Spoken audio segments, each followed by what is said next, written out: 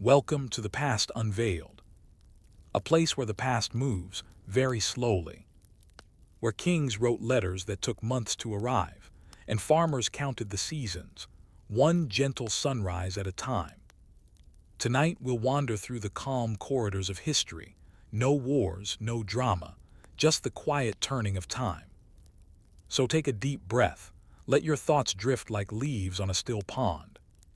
And if you find peace in these sleepy stories, you can like, comment, and subscribe, not out of urgency, but simply whenever you wake up. For now, close your eyes and let history whisper you to sleep. Welcome to Beautifully Boring History. Let's begin with Story 1. From Martyrs to Monarchs, the quiet power shift after Constantine. In the year 313 CE, a legal decree quietly echoed across the Roman Empire. Known as the Edict of Milan, this proclamation, issued jointly by Emperors Constantine the Great and Licinius, formally legalized Christianity. For the first time in centuries, Christians could worship openly, build churches, and organize publicly without fear of imperial persecution. The empire had not embraced Christianity, not yet, but it had conceded that Christians were now part of the civic fabric. And in this subtle shift, the story of the Papal States truly begins not with a throne, but with a whisper. The Bishop of Rome, then known as Miltiades, held no worldly power. He lived in a city still scarred by civil war and pagan traditions.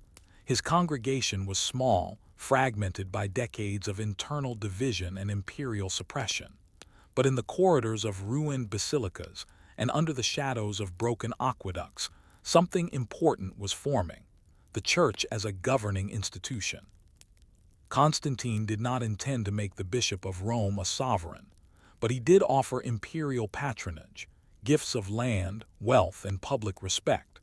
One of the first such gifts was the Lateran Palace, granted to the church as a residence and administrative center. This was not just a gesture of faith, it was a political act. With it, the church began to occupy real estate, not merely spiritual territory. It's easy to overlook the mundanity of property in a spiritual revolution. Yet this single deed, transferring the Lateran complex to the church, began a chain of events that would, within centuries, transform the Pope into a prince and the bishop into a ruler. Rome had no emperor now in residence. The city was declining. Civil structures were crumbling. But in the bishop's office, a new form of leadership began to solidify, one based not on military might, but on administrative presence and moral authority. The bishop as bureaucrat. As more churches were legally recognized and constructed, the Bishop of Rome found himself increasingly entangled in matters of civic management. There were disputes over property boundaries, legal inheritance questions from wealthy converts, and even requests to mediate conflicts between families and local guilds. Slowly, the church took on responsibilities that once belonged to city magistrates. Boring perhaps, but this is where real power lies: in paperwork, in arbitration, in managing the predictable details of daily life. Christian clergy, especially in urban centers like Rome, began to staff these roles with educated men, many of them from senatorial families trained in Roman law. These were not revolutionaries, but functionaries, and they saw no contradiction between sacred vows and civic duties. Rome's lay administrative elite was dying out or relocating to Constantinople. This left behind a bureaucratic vacuum that the church was well positioned to fill. And fill it did with scribes, not soldiers. The church began collecting taxes not officially but through donations, land rents, and tithes which it redistributed as charity or maintenance of church lands. These were not taxes in name, but they were in function. Property, pilgrimage, and the papal purse. Land was the key. As devout Roman aristocrats converted to Christianity, many left their estates to the church. These included not only villas, but also farms, vineyards, mills, and even entire villages. In time, the church became one of the largest landowners in Italy. It operated these estates not as private property, but as ecclesiastical patrimonies, managed by bishops and abbots with revenues carefully documented. The logistics of land management may sound tedious, but they laid the financial foundation of what would become the Papal States. The Church developed early versions of accounting books, staff rolls, and property registries, complete with notarial seals. They employed local agents to oversee the productivity of fields and the collection of rents, slowly building an economic engine. Pilgrimage also began to play a role. Christian travelers flocked to Rome to visit the tombs of Peter and Paul, to see relics, or to pray in recently constructed basilicas. These journeys created a quiet economic boom. Inns, workshops, and local markets all flourished around sites of spiritual importance, and the Church managed much of this flow spiritually and financially. When the empire looked east, the real transformation began not with what the Church gained, but with what the empire abandoned. In 330 CE, Constantine officially moved the imperial capital to Byzantium, renaming it Constantinople. Rome, the Eternal City, was now without a resident emperor. While the Roman Senate and consuls remained, their power was vestigial at best. The Church began to stand in, not as a rebellion, but as an administrative reality. When Gothic invaders sacked Rome in 410, and again in 455, it was often the Bishop of Rome who negotiated with the enemy, distributed food, organized burials, and arranged reconstruction. These acts weren't political declarations, but emergency governance. With the empire failing to protect the city, the bishop's role became indispensable. This transformation was slow, incremental, and deeply unglamorous. It was not a seizure of power, but a drift into it, like sediment settling at the bottom of a still lake. The quiet architects. By the late 5th century, figures like Pope Leo the Great were acting with remarkable political sophistication. In 452, Leo met with Attila the Hun, persuading him to turn back from his march on Rome. While the exact details are debated, Leo's status as diplomatic emissary shows the increasing expectation that the Pope could act as a political agent, not just a religious one. Leo also began to articulate, in writing, the theological foundations of papal primacy. His letters and decrees formed the early basis for what would become the doctrine of Petrine supremacy, the idea that the Bishop of Rome inherited authority from St. Peter himself. This gave spiritual justification for the growing civic role of the papacy. And yet none of this was backed by formal armies, nor by kings or emperors. The Church's influence was bureaucratic, moral, and administrative. It was built on slow accretion, not revolution. Seeds in the soil. By the turn of the 6th century, the papacy was an institution that both owned land and managed law, that housed refugees and wrote treaties, that preserved Roman tradition even as Rome itself faded into fragments. From the ashes of imperial grandeur, a new kind of power was being born, less theatrical, but perhaps more enduring. And yet, as we look upon this quiet transformation, one question lingers. If the Church had become so intertwined with civic life, who now ruled Rome, the bishop or the emperor? When we left off, a question hung over Rome like the incense in a half-lit basilica. If the bishop governed the people and the emperor had departed, who truly ruled the eternal city? To answer that, we must dig into the soil literally. For the foundations of papal temporal authority weren't laid in declarations or battles, but in the grain-producing hills, vineyards, and dusty estate ledgers known as the Patrimonium Petri, the patrimony of St. Peter. In this second act, we'll explore how the Church became a landlord, how its bishops became managers of estates and tenants, and how this slow acquisition of seemingly mundane agricultural land quietly transformed the papacy into a land-holding power, well before it became a sovereign one. The Church as a landlord. By the late 5th century, the Roman imperial system was a shadow of its former self. The empire in the West had collapsed officially in 476 CE, when Romulus Augustulus, the last Western emperor, was deposed. But in practice, Rome had been crumbling long before. Administrative functions failed. Military protection vanished. The tax structure disintegrated. Amid this collapse, the church endured. And because it endured, it inherited much that others had lost, including land. Christian aristocrats, who had once held senatorial rank and vast estates, increasingly left their property to the church in their wills. This wasn't only a religious gesture, it was a practical one. The church had the clerical manpower, literacy, and spiritual stability to manage assets over time. Bishops could preserve wealth when other institutions fell to banditry or bureaucracy. These inheritances weren't just in Rome. Over time, the Roman Church acquired lands throughout Italy and even as far away as Sicily, North Africa, and Gaul. Some were vast villas with thousands of tenants.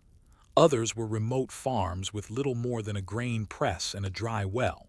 But taken together, they became the economic backbone of an emerging papal temporal identity. Each parcel of land was known as part of the patrimony of Peter. These were not personal holdings of a pope, but rather corporate assets of the Roman Church. The revenues were used for church upkeep, poor relief, feeding pilgrims, maintaining roads, and critically for diplomacy. The notary and the vineyard. Let us pause for a moment and consider what the management of such lands involved. In a small estate in Campania, for instance, a papal notary might arrive to inspect records, land boundaries, tenant obligations, tithe collections. These visits were not grand. There were no processions, only ink pots and tired mules. A vineyard might be divided into thirds, one part for church use, one for tenant families, one for market sale.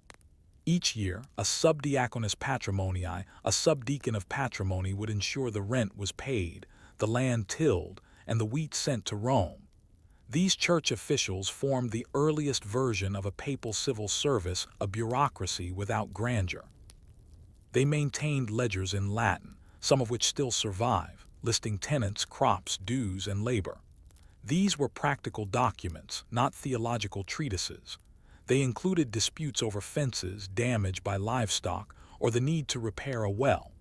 Yet it was through these quiet details that the church governed, not as a military power, but as a landholder with legal oversight. This shift toward economic governance was perhaps the most critical turning point in the formation of the Papal States. Rome had ceased to be an imperial capital. The church had no army, but it had cadastral maps, land agents, and wheat silos. And in a time of famine and instability, these were more powerful than banners. Gregory the Great and the management of misery. No figure embodied this transformation more than Pope Gregory, later known as Gregory the Great, who ruled from 590 to 604 CE. Gregory came from a wealthy Roman family with senatorial ancestry. Before becoming pope, he had served as a city prefect and thus had first-hand knowledge of civic management. When famine struck Rome and the Tiber overflowed, it was Gregory who oversaw the distribution of church grain, much of it from papal lands in Sicily. He ordered ships to sail north, organized warehouses, and issued rations not as an act of charity, but as a necessary duty of governance. Gregory's letters, over 850 of which survive, show him micromanaging every aspect of church administration. He wrote to estate managers about honest rent collection, to bishops about land disputes, and to agents in Ravenna or Naples with instructions about tenant rights. His tone was one of calm precision. He was a shepherd, yes, but also a logistician. In one letter, Gregory admonishes a land agent who had extorted too much grain from a widow. In another, he insists that olive harvesters be paid fairly, even in years of bad yield. This attention to justice in economic life wasn't just spiritual, it was political. It created loyalty and dependence. Gregory also strengthened the notion of papal independence from Constantinople. Though he recognized the emperor in theory, in practice he governed Rome's people, defended its walls, and appointed its civic officials. In the vacuum left by failing Byzantine governance, he became de facto ruler of central Italy. Diplomacy with land and letters. Gregory understood that land was not just a source of food or wealth, it was leverage. In exchange for favors or protection, the Pope might grant land rights or confirm property holdings. A local duke or bishop might request grazing rights or the exemption of a village from tithe. Each such negotiation further embedded the papacy in the fabric of Italian political life. The Church became both landlord and arbitrator, offering spiritual legitimacy in exchange for temporal loyalty. In a world where kings came and went, but the Church endured, land held by the Church was increasingly seen as neutral ground, a stabilizing force amid warlords and mercenaries. And so, throughout the 7th century, the patrimonies expanded. Some were confiscated or destroyed during wars with the Lombards or Saracens, but others were defended, rebuilt, or regained through careful diplomacy. By 700 CE, the Roman Church had not only survived, but had become one of the most enduring property owners in the Mediterranean. Beneath the mitre, a bureaucratic crown. It's worth emphasizing how unglamorous this transformation was. There were no coronation ceremonies. No papal legions marched across the Rubicon. Instead, there were papyrus scrolls, grain sacks, and tenant contracts, thousands of them. Each one a quiet brick in the invisible castle of papal authority. By owning land, the Church avoided dependence on imperial stipends. It could feed the poor, house the sick, and fund its diplomacy without relying on Constantinople. It became self-sufficient. And with that independence came the ability to make decisions without imperial approval. The papacy began to act, cautiously at first, as a sovereign voice, issuing decrees, sending envoys, and even receiving ambassadors from barbarian kings and distant realms. The Bishop of Rome was still a spiritual leader, but he was now also a logistical administrator, a land baron, and, increasingly, a political player. Waiting for the crown. By the beginning of the 8th century, the papacy was at a crossroads. It had land, influence, and administrative machinery, but it still lacked formal recognition as a temporal authority. The Byzantine emperors in Constantinople continued to consider Italy part of their empire. The Lombards, Germanic kings who had invaded much of northern and central Italy, saw the Church as a potential obstacle or a useful tool. The Franks, to the north, had not yet entered the scene. The Church stood in the middle, owning land, feeding the hungry, negotiating peace, and slowly building the infrastructure of sovereignty, but without the name. It ruled in all but title. And so, the question now was no longer whether the bishop ruled, but how long he could continue to do so without a crown. Would the empire, now distant and weakening, acknowledge this new authority? Or would a new ally emerge, one who would bless the Church with the gift of kingship? By the dawn of the 8th century, the Bishop of Rome had become more than a religious figure. Through centuries of landholding, administration, diplomacy, and necessity, the Pope had become a governor of souls and soil alike. But there remained a crucial absence: legitimacy. The Pope could feed the poor, oversee justice, and correspond with kings, but he could not yet command armies, sign treaties, or declare himself sovereign, at least not officially. He ruled as a caretaker of crumbling Roman institutions, not as a crowned monarch. But the tides of power were shifting again, and a new alliance would forever alter the balance. This final section will explore the events that formalized the Pope's temporal power, most notably the donation of Pepin, and the curious case of the donation of Constantine, a forged document with very real consequences. Here, we witness the transformation of the papacy from a de facto power into a de jure state, as the Papal States take shape. The Lombard pressure cooker. The Lombards had long been a thorn in the side of the Church. This Germanic people, who had invaded Italy in the late 6th century, controlled much of northern and central Italy. Their relationship with the papacy was uneasy, sometimes diplomatic, sometimes aggressive. By the mid-8th century, their ambitions grew bolder. In 751, King Aistulf of the Lombards seized Ravenna, the last stronghold of Byzantine authority in central Italy. With the Exarchate of Ravenna fallen, the Byzantine Empire's presence on the peninsula was effectively over. Aistulf then turned his gaze toward Rome, demanding tribute from the Pope and threatening invasion. Pope Stephen II found himself isolated. Constantinople was too weak and too distant to provide help. Local Italian powers were fragmented. So, in a move that would echo for centuries, the Pope looked north across the Alps to the rising power of the Franks. The journey across the Alps. In an extraordinary event, Stephen II made a winter journey over the Alps in 753 CE, a pilgrimage not to a holy site, but to King Pepin the Short, ruler of the Franks.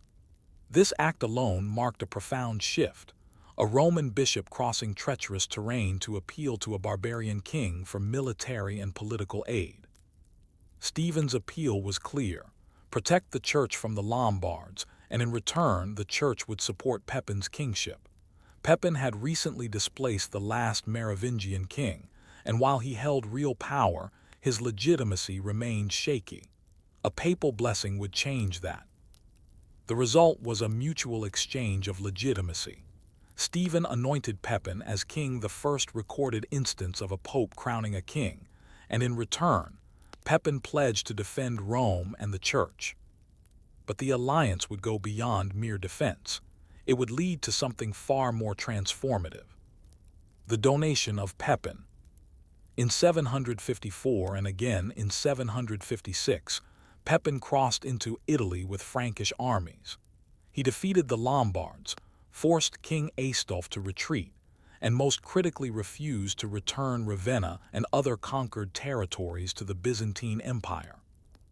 Instead, Pepin made a direct gift to the Pope: a vast swath of central Italian territory, including Ravenna, the Pentapolis, 5 Adriatic cities, and other lands once held by Byzantium. This act, known as the donation of Pepin, was unprecedented. The territories were not given to Pope Stephen as a private person, but to St. Peter and his successors, a spiritual framing for a temporal arrangement. The Pope, on behalf of the Apostle, would govern the land, not just spiritually, but administratively and militarily. Thus, the Papal States were born not through conquest or coronation, but through gift and necessity. The forgeries of faith, the donation of Constantine. Around the same time, likely in the 750s or 760s, another document emerged from the papal chancery: the infamous donation of Constantine. Purporting to be a 4th century imperial edict, this document claimed that Emperor Constantine the Great, in gratitude for being healed of leprosy by Pope Sylvester, had granted the Bishop of Rome sovereignty over Rome, Italy, and all the western provinces of the Roman Empire. The donation declared that the Pope held imperial authority in the West, while the Emperor ruled the East. It was a bombshell of legitimacy, but it was also a forgery. Modern scholarship has confirmed the text's 8th century origin. Its Latin syntax, vocabulary, and historical inconsistencies make it impossible to date to Constantine's time. But in the Middle Ages, it was accepted as genuine. It provided a mythic foundation for papal temporal power, especially in conflicts with emperors and kings. And though forged, the donation of Constantine reflected a truth already forming on the ground. The Pope was now acting as a territorial sovereign. The shape of a state. By the 770s, the territories of the Papal States extended from the Duchy of Rome in the west to the Exarchate of Ravenna in the east. These lands were no longer just scattered patrimonies, they were connected, governed territories, with towns, fortresses, tax systems, and roads. Papal officials administered justice, collected rents, repaired infrastructure, and negotiated with local powers. The Pope issued laws, convened synods, and corresponded with foreign rulers as an equal. He also began to mint coins, a definitive marker of sovereignty. Yet the Papal States were still unusual. They were not a hereditary monarchy, nor a republic. They were a theocratic principality, governed in the name of a Saint Peter, administered by an elected bishop, the Pope, and justified through both divine right and political expedience. The sword of the Franks. The Papal States owed their existence to Frankish protection, and this relationship deepened with the next Pope-Frankish alliance. In 800 CE, Pope Leo III crowned Charlemagne as Emperor of the Romans in St. Peter's Basilica, an event that redefined the balance of power in Europe. This crowning further weakened Byzantine claims to Italy and strengthened the Pope's role as kingmaker. The Holy Roman Empire, born that day, would shape European politics for centuries. But for the Pope, the alliance was pragmatic. As long as Frankish armies kept Lombards and Byzantines at bay, the Papal States could survive. Yet this dependency came at a price. The Pope had to balance diplomacy carefully, playing Franks against Lombards and later emperors against Roman nobility. The Papal States were born not in a vacuum, but in a swirl of alliances and threats. The ordinary becomes political. Even as the Pope gained formal authority, the daily operations of the Papal States remained mundane. Road maintenance, crop disputes, water rights, and city sanitation filled the pages of the papal registers. Bishops became administrators. Monks copied legal documents. Papal legates traveled not only to synods, but to villages with boundary disputes.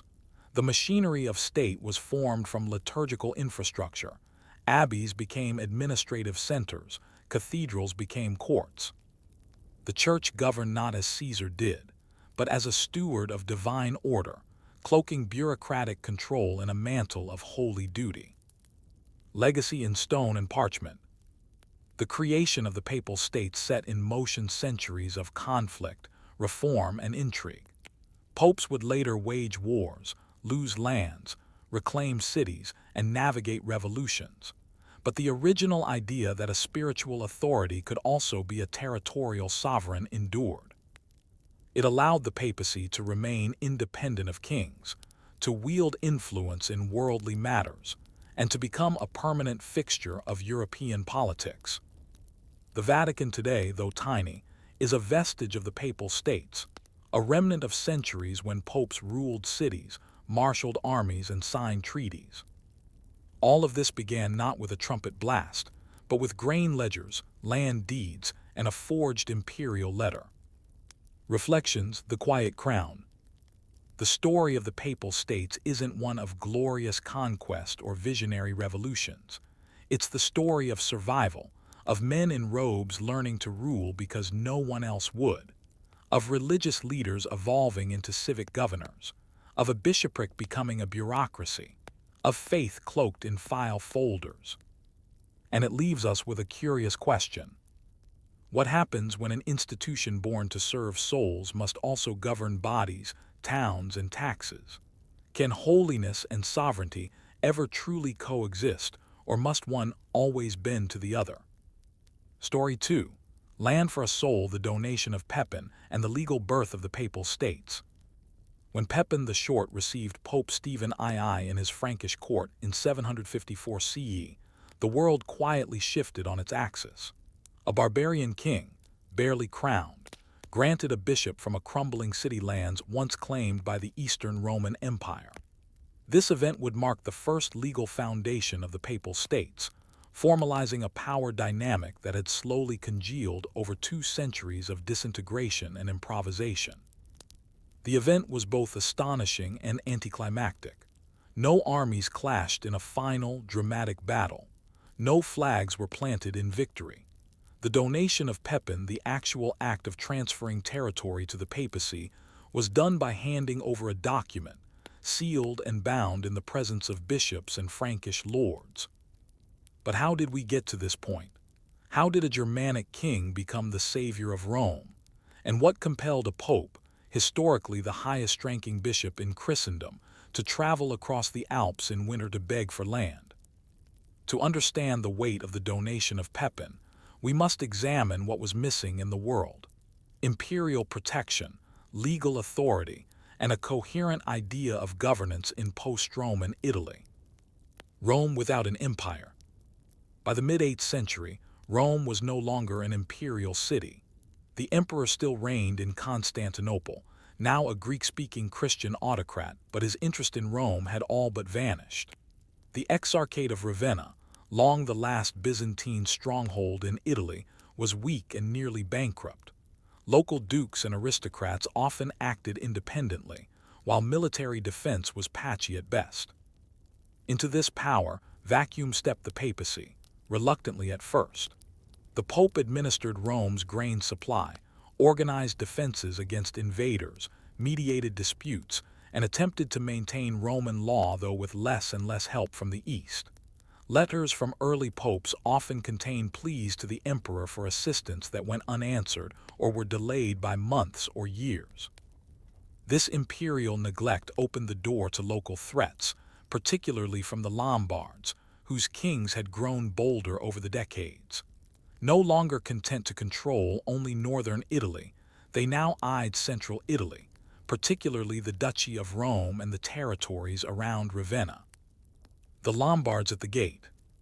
By 751 CE, King Aistulf of the Lombards had conquered Ravenna, officially extinguishing the Byzantine Exarchate in Italy. In doing so, he declared himself ruler over all of Italy, a title that included Rome. He then demanded tribute from the Pope, asserting Lombard supremacy over the city. Pope Stephen II faced a terrifying dilemma. He could not turn to Constantinople. The Eastern Roman Empire was embroiled in theological disputes and military campaigns elsewhere, nor could he raise a local army powerful enough to resist Aistulf. The Roman militias were under-equipped, and the population too diminished by years of famine and disease. So Stephen turned to the Franks, barbarians by Roman standards, but now among the most powerful kingdoms in the West. Their king, Pepin the Short, was a recent usurper, having overthrown the last Merovingian puppet king with papal approval. That gesture of papal legitimacy had not been forgotten. Stephen made a decision unprecedented in papal history. He would travel personally to the court of the Franks, crossing the Alps in winter, bearing no army, only relics, liturgical robes, and hope. Pepin the Short and the Long View. Pepin was a shrewd ruler. Short in stature but sharp in policy, he saw in the Pope's plea an opportunity to solidify his reign and gain spiritual credibility. The Frankish nobility was still adjusting to his relatively new dynasty. What better way to seal his legitimacy than by becoming the protector of the church itself? Pepin welcomed Stephen with ceremony, showering him with honor and accepting him into the royal household. But the meeting wasn't just spiritual. There were political calculations on both sides. For the Pope, a Frankish alliance meant freedom from Byzantine neglect and Lombard aggression. For Pepin, a papal alliance meant divine blessing, imperial grandeur, and access to the complex networks of ecclesiastical influence across Europe.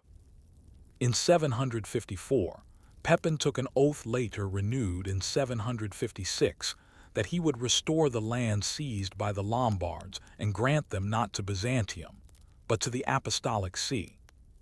This act became known as the Donation of Pepin. It was both a promise and a precedent. What was actually donated? Contrary to popular myth, the donation of Pepin did not consist of a dramatic land transfer via sword or scroll in front of cheering crowds. The reality was quieter, more procedural, and frustratingly opaque in terms of documentation. The donation likely included Ravenna and its hinterlands, the Pentapolis, 5 Adriatic cities, Rimini, Pesaro, Fano, Senigallia, and Kona, the Duchy of Rome, including the city and its nearby territory, possibly parts of Umbria and the Sabine region, These territories were held previously by the Byzantine Empire or local dukes, but had now been seized by the Lombards. Pepin's military campaigns aimed to restore them to Christian control, though not to Constantinople's. Instead, Pepin gave them directly to St. Peter, symbolically handing them to the Pope as caretaker and ruler. This formulation was critical. The Pope ruled not as a secular king, but as guardian of a spiritual patrimony. Thus, the Pope became a temporal sovereign not in theory, but in practice. What made the donation legal?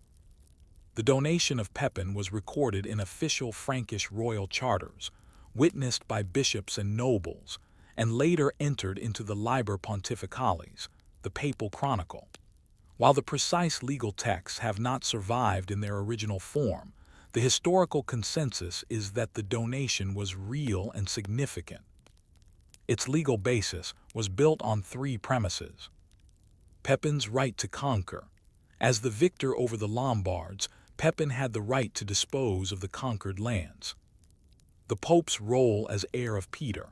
By granting the lands to Peter, and by extension to his successors, Pepin elevated the papacy from a landowner to a land sovereign. Byzantine weakness. The inability of the Eastern Empire to enforce its claims rendered its theoretical authority moot. Still, the arrangement left many ambiguities. Who would defend the territories? Would the Pope act as a feudal lord under the Franks or independently? Could the Pope raise armies, levy taxes? These questions were not fully resolved, but they set the stage for centuries of papal monarchy. A new kind of kingdom. With the donation, the papacy found itself in possession of a state without precedent. It was not a hereditary monarchy, nor an elected republic. It was a theocratic realm, governed by an elected bishop, whose authority was derived not from bloodlines but from apostolic succession. In time, this would develop into the Papal States, an entity that would endure for over 1,100 years. The Pope would issue laws, raise armies, negotiate treaties, and rule over cities, villages, and countryside. But in these early years, the machinery was still crude. The papal bureaucracy had to adapt quickly, creating new administrative offices, managing newly acquired cities, and integrating old Roman systems with new ecclesiastical governance. This transition was neither smooth nor absolute. In many places, local dukes, bishops, and aristocrats still held real power, but the framework had been laid. And it had been laid not by warlords or emperors, but by a compact between a bishop and a barbarian. A ghost in the background, the emperor in Constantinople. Throughout this process, the Byzantine emperor remained a silent and diminishing presence. Officially, Italy was still part of the empire. Technically, the Pope was a subject of the emperor, but in reality, Rome had not seen a Byzantine garrison in decades. The donation of Pepin was a de facto break from Byzantine sovereignty, even if the language of deference remained. The emperors in Constantinople protested diplomatically, but lacked the resources or proximity to enforce their claims. And the Franks were emerging as a counterweight to Byzantine power won with papal endorsement. The stage was being set for an even more audacious act, the coronation of a new emperor in the West, an event that would redefine Christian politics for centuries to come. But even before Charlemagne took the crown, the foundations were laid in land grants, in oaths, and in one strange winter journey across the Alps. Closing reflection. The donation of Pepin may seem like a dry episode of medieval politics, a gift of land, a few lines in a charter, a handshake between church and kingdom. But in that moment, an entirely new form of sovereignty was born, neither fully secular nor fully spiritual, yet powerful enough to shape Europe for over a millennium. It raises a question we are still pondering today. What happens when faith and governance are no longer separate, but fused in a single seat of power? The donation of Pepin was not merely a moment in political theater. It was the beginning of something deeply tedious, profoundly consequential and entirely necessary. Government. For all the grandeur of Frankish campaigns and papal processions, the real work of creating the papal states took place in dusty rooms, beneath flickering oil lamps, by scribes with aching hands. They copied deeds, surveyed property, balanced tithes, and wrote letters to nervous local officials who had no idea what rule by the Pope meant in practice. This was not a revolution, it was a redefinition of authority, slow and uncertain. In this section, we explore how the papacy transformed the donation from a royal promise into a functioning territorial administration, and how the Church's officials learned to govern not just faith, but people, property, and power. Receiving the gift. After Pepin's victories and his formal handover of territories to the Apostolic See in 756 CE, the papacy found itself in possession of a new and complex inheritance. The lands granted included the Exarchate of Ravenna, with its decayed Byzantine administrative network; the Pentapolis, a string of Adriatic cities accustomed to imperial rule; parts of Latium and Umbria, with local aristocracies and entrenched feudal structures. The Franks did not establish a garrison or occupying force, nor did Pepin install a new nobility to manage the land. Instead, he stepped aside, leaving Pope Stephen II and his successors to figure out governance largely on their own. There was no model for what came next. The Church had centuries of experience managing church lands and donations, but now it had to oversee taxes, infrastructure, diplomacy, and public order. The donation of Pepin was a political turning point, but the question remained: how do you build a state from parchments and papal seals? The papal chancery, bureaucracy in cassocks. To manage the new territories, the popes turned to what they knew best: writing things down. The papal chancery, the central writing office of the Roman Church, was expanded and restructured. It began issuing formal decrees, often modeled on imperial documents but infused with theological framing. The structure of administration began to take form. Missi Dominici, envoys of the Lord, papal representatives who visited towns and estates to enforce decrees, resolve disputes, and inspect finances. Rectors, local governors appointed to oversee cities or regions within the papal states. Defensors ecclesiae, clerical officials responsible for defending the rights of the Church in legal and civic matters. Much of this mirrored the Roman and Byzantine models, with titles repurposed and adapted to fit papal authority. The innovation was that these offices answered not to a secular ruler, but to the Bishop of Rome and ultimately to St. Peter. The popes began issuing privilegia and rescripta, formal responses to petitions from towns, monasteries, and landowners. These documents had the weight of law and were stored in papal archives. The Church's deep literacy and record-keeping tradition gave it a key advantage: continuity. While local noble houses rose and fell, and cities changed hands, the papal archives in the Lateran Palace kept careful records of property rights, obligations, and historical claims, giving the papacy powerful leverage in disputes. Mapping the Holy Land, literally. To govern, the Pope had to know what he owned. One of the first major tasks after the donation was to inventory the donated territories. Teams of clergy and scribes were sent to conduct surveys, record population counts, assess crop yields, and measure boundaries. These were not ceremonial visits. They were cadastral missions producing detailed records of land holdings, tenant obligations, and income potential. Villages were mapped, churches were identified, farms were inspected, mills were taxed. This was the quiet machinery of statecraft, not the crowning of kings, but the measuring of vineyards. One famous example, the Liber Pontificalis, a chronicle of papal reigns, began to include not just religious deeds, but lists of lands, fortresses, and towns acquired by the papacy. The papal patrimony was no longer just a collection of gifts, it was a political geography. Urban governance and the role of the Pope. Rome itself became the capital of a growing state. The Pope, already the city's spiritual leader, now began to act as its civil governor as well. He oversaw public works, including road repairs, aqueduct maintenance, and the rebuilding of city walls. He funded grain imports, especially during times of famine. He organized defense militias, working with Roman aristocratic families to protect against raids. He settled legal disputes, often acting as both judge and final arbiter. In the absence of imperial administration, the Pope became mayor, magistrate, and magistri militum all in one.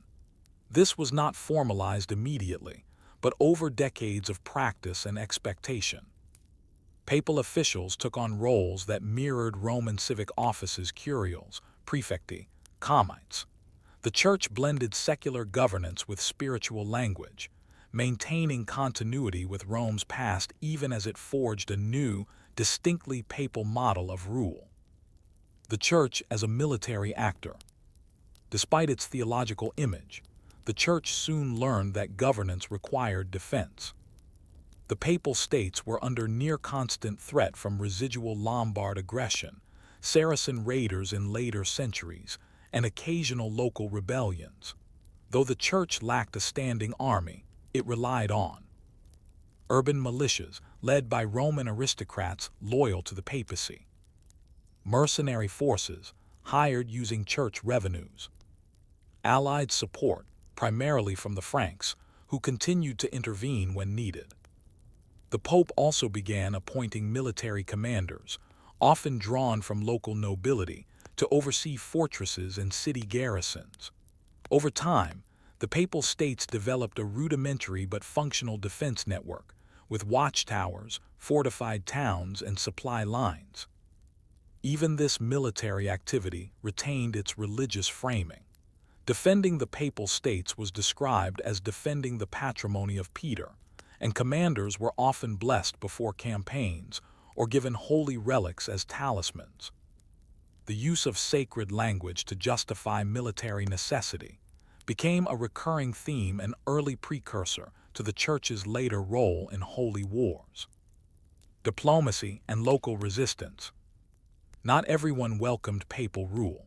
In many towns, particularly in the Exarchate of Ravenna, local elites preferred the old Byzantine model or even Lombard influence. There were uprisings, refusals to pay taxes, and disputes over ecclesiastical appointments. The papacy responded with a mixture of letters of excommunication for rebellious leaders, political negotiation, offering land or privileges to secure loyalty, diplomatic alliances, particularly with monasteries, which often served as anchors of papal influence in contested regions. Monasteries like Monte Cassino and Farfa Abbey received special status within the Papal States, often granted autonomy in exchange for supporting papal governance. These centers became hubs of administration, copying documents, training clergy, and providing a rural base for papal power. Over time, through a web of spiritual authority, land grants, and bureaucratic diligence, the papacy neutralized resistance and solidified control.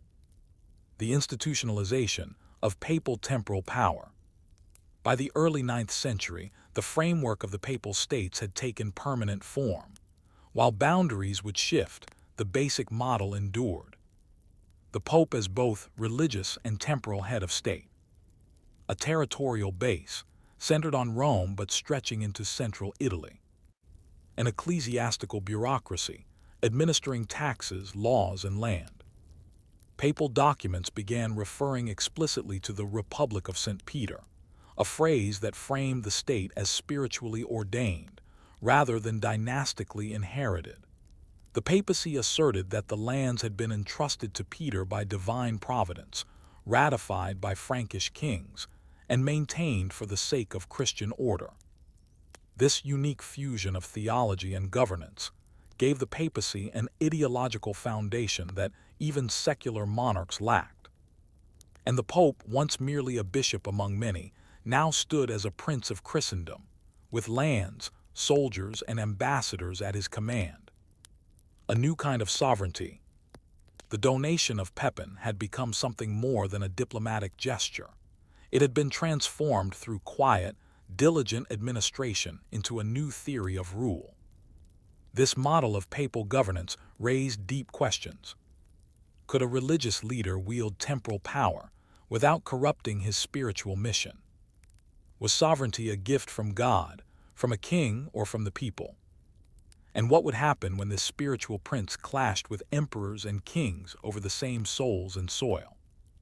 These questions would dominate the next centuries of European history. But for now, the papacy had succeeded in turning a parchment donation into real, functioning rule. And yet the foundation remained fragile. The Pope still had no standing army of his own.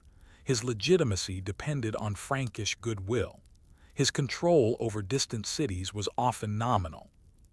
What would happen if a new ruler came to power in the West, one more ambitious than Pepin, one who would not just defend the papacy, but claim to be its equal in divine authority? As the papacy consolidated its territorial power in central Italy, one man loomed larger than all others: Charlemagne. Tall, imposing, and politically astute, Charlemagne inherited not only the Frankish throne, but also the papacy's trust, responsibility, and, eventually, imperial ambitions. If Pepin had built the bridge between throne and altar, Charlemagne crossed it in full ceremonial regalia. And the result would redefine Europe. The coronation of Charlemagne in 800 CE by Pope Leo III did more than create the Holy Roman Empire. It established a volatile duality: an emperor and a pope, both claiming divine authority. This section examines the imperial revival, the uneasy balance of secular and sacred power, and how the donation of Pepin evolved into a broader theocratic vision, a vision with consequences still unfolding centuries later. The heir of Pepin. Charlemagne, Latin Carolus Magnus, became king of the Franks in 768 and sole ruler by 771. Unlike his father Pepin, who had carefully courted papal approval, Charlemagne commanded it. He waged relentless campaigns against the Saxons, Lombards, and Moors, expanding the Frankish realm across modern-day France, Germany, and Italy. His interest in Italy, and by extension, the Papal States, was both strategic and spiritual. Strategically, central Italy served as a buffer zone between Frankish and Byzantine interests. Spiritually, it was the seat of St. Peter's successors, whose blessing could sanctify conquest. Charlemagne maintained his father's alliance with the papacy, but on firmer terms. He considered himself not merely a patron of the Church, but its guardian and equal.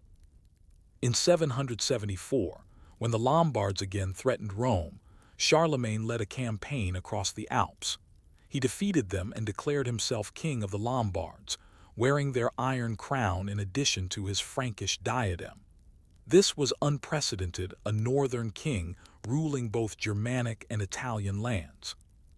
He confirmed the donation of Pepin and possibly expanded it, granting additional territory and privileges to the Pope. Yet, he made clear that these were conditional gifts, dependent on the Pope's loyalty. The power dynamic was shifting, from Pope crowning kings to kings confirming popes. The crisis of Leo III. Pope Leo III, elected in 795, was not from an aristocratic Roman family and lacked the local support enjoyed by some of his predecessors. In 799, a group of nobles assaulted him during a religious procession, attempting to blind him and cut out his tongue. He survived the attack but fled to Charlemagne's court in Paderborn, seeking protection. Charlemagne saw an opportunity.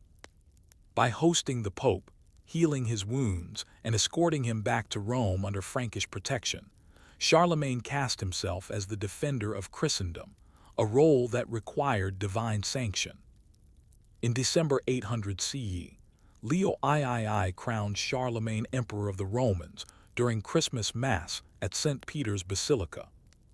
The coronation of 800 CE. The coronation was theatrically profound and diplomatically explosive. According to later accounts, Charlemagne was surprised by the act, kneeling in prayer when Leo placed the imperial crown upon his head. Whether this was genuine surprise or political staging is unclear. What mattered was the symbolism. The papacy had revived the Western Roman Empire. The Pope had elevated a Frankish king to imperial status. The Byzantine emperor in Constantinople, still claiming the Roman legacy, was not consulted. For the first time since the fall of Rome in 476, there was a new Roman emperor in the West, and he owed his crown to the Pope. This event marked the birth of the Holy Roman Empire, though the term would come later. It also established a precedent. Popes could make emperors, and thus, emperors were not above the Church. The fragile balance of power.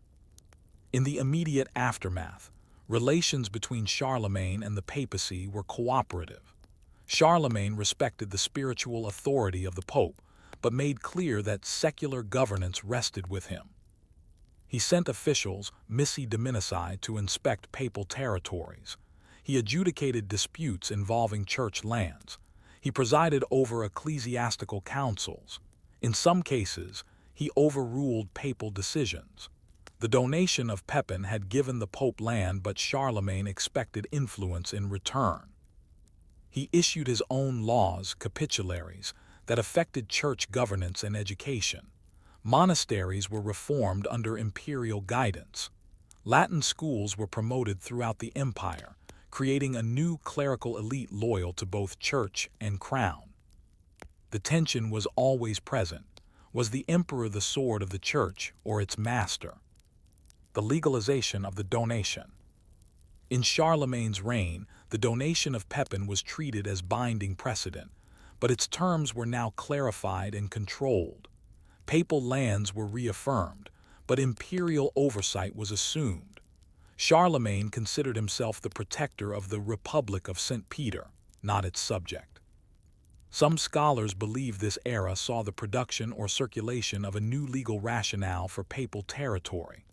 The donation of Constantine, which, as discussed in Story 1, was almost certainly a forgery. In that document, the Emperor Constantine had allegedly granted the Pope sovereignty over Rome and the western provinces. It served the Pope's purpose to show that imperial authority in the West had already been given to the Church centuries earlier.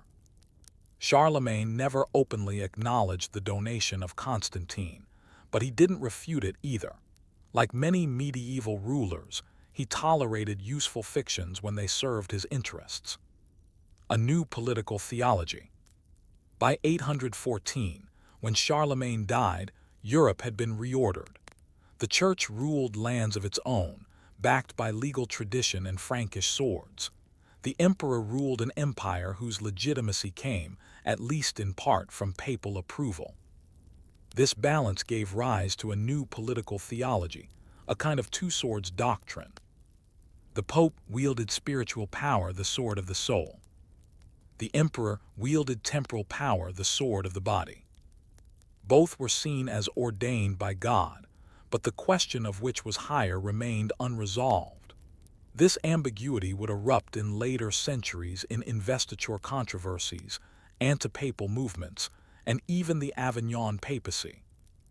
But in Charlemagne's time, the arrangement held just barely. The impact on the Papal States. Charlemagne's support stabilized the Papal States and expanded their influence. New fortifications were built in towns like Perugia and Spoleto. Roads and pilgrim routes were secured, boosting trade and devotion. Monasteries became centers of learning and administration. Papal legates traveled across the empire with imperial guarantees of safe passage. Yet this prosperity came at a cost. The independence of the papacy was limited. It could not act militarily without Frankish approval. It could not conduct major diplomacy without imperial blessing. The donation of Pepin had created a state. The coronation of Charlemagne had created a hierarchy within it.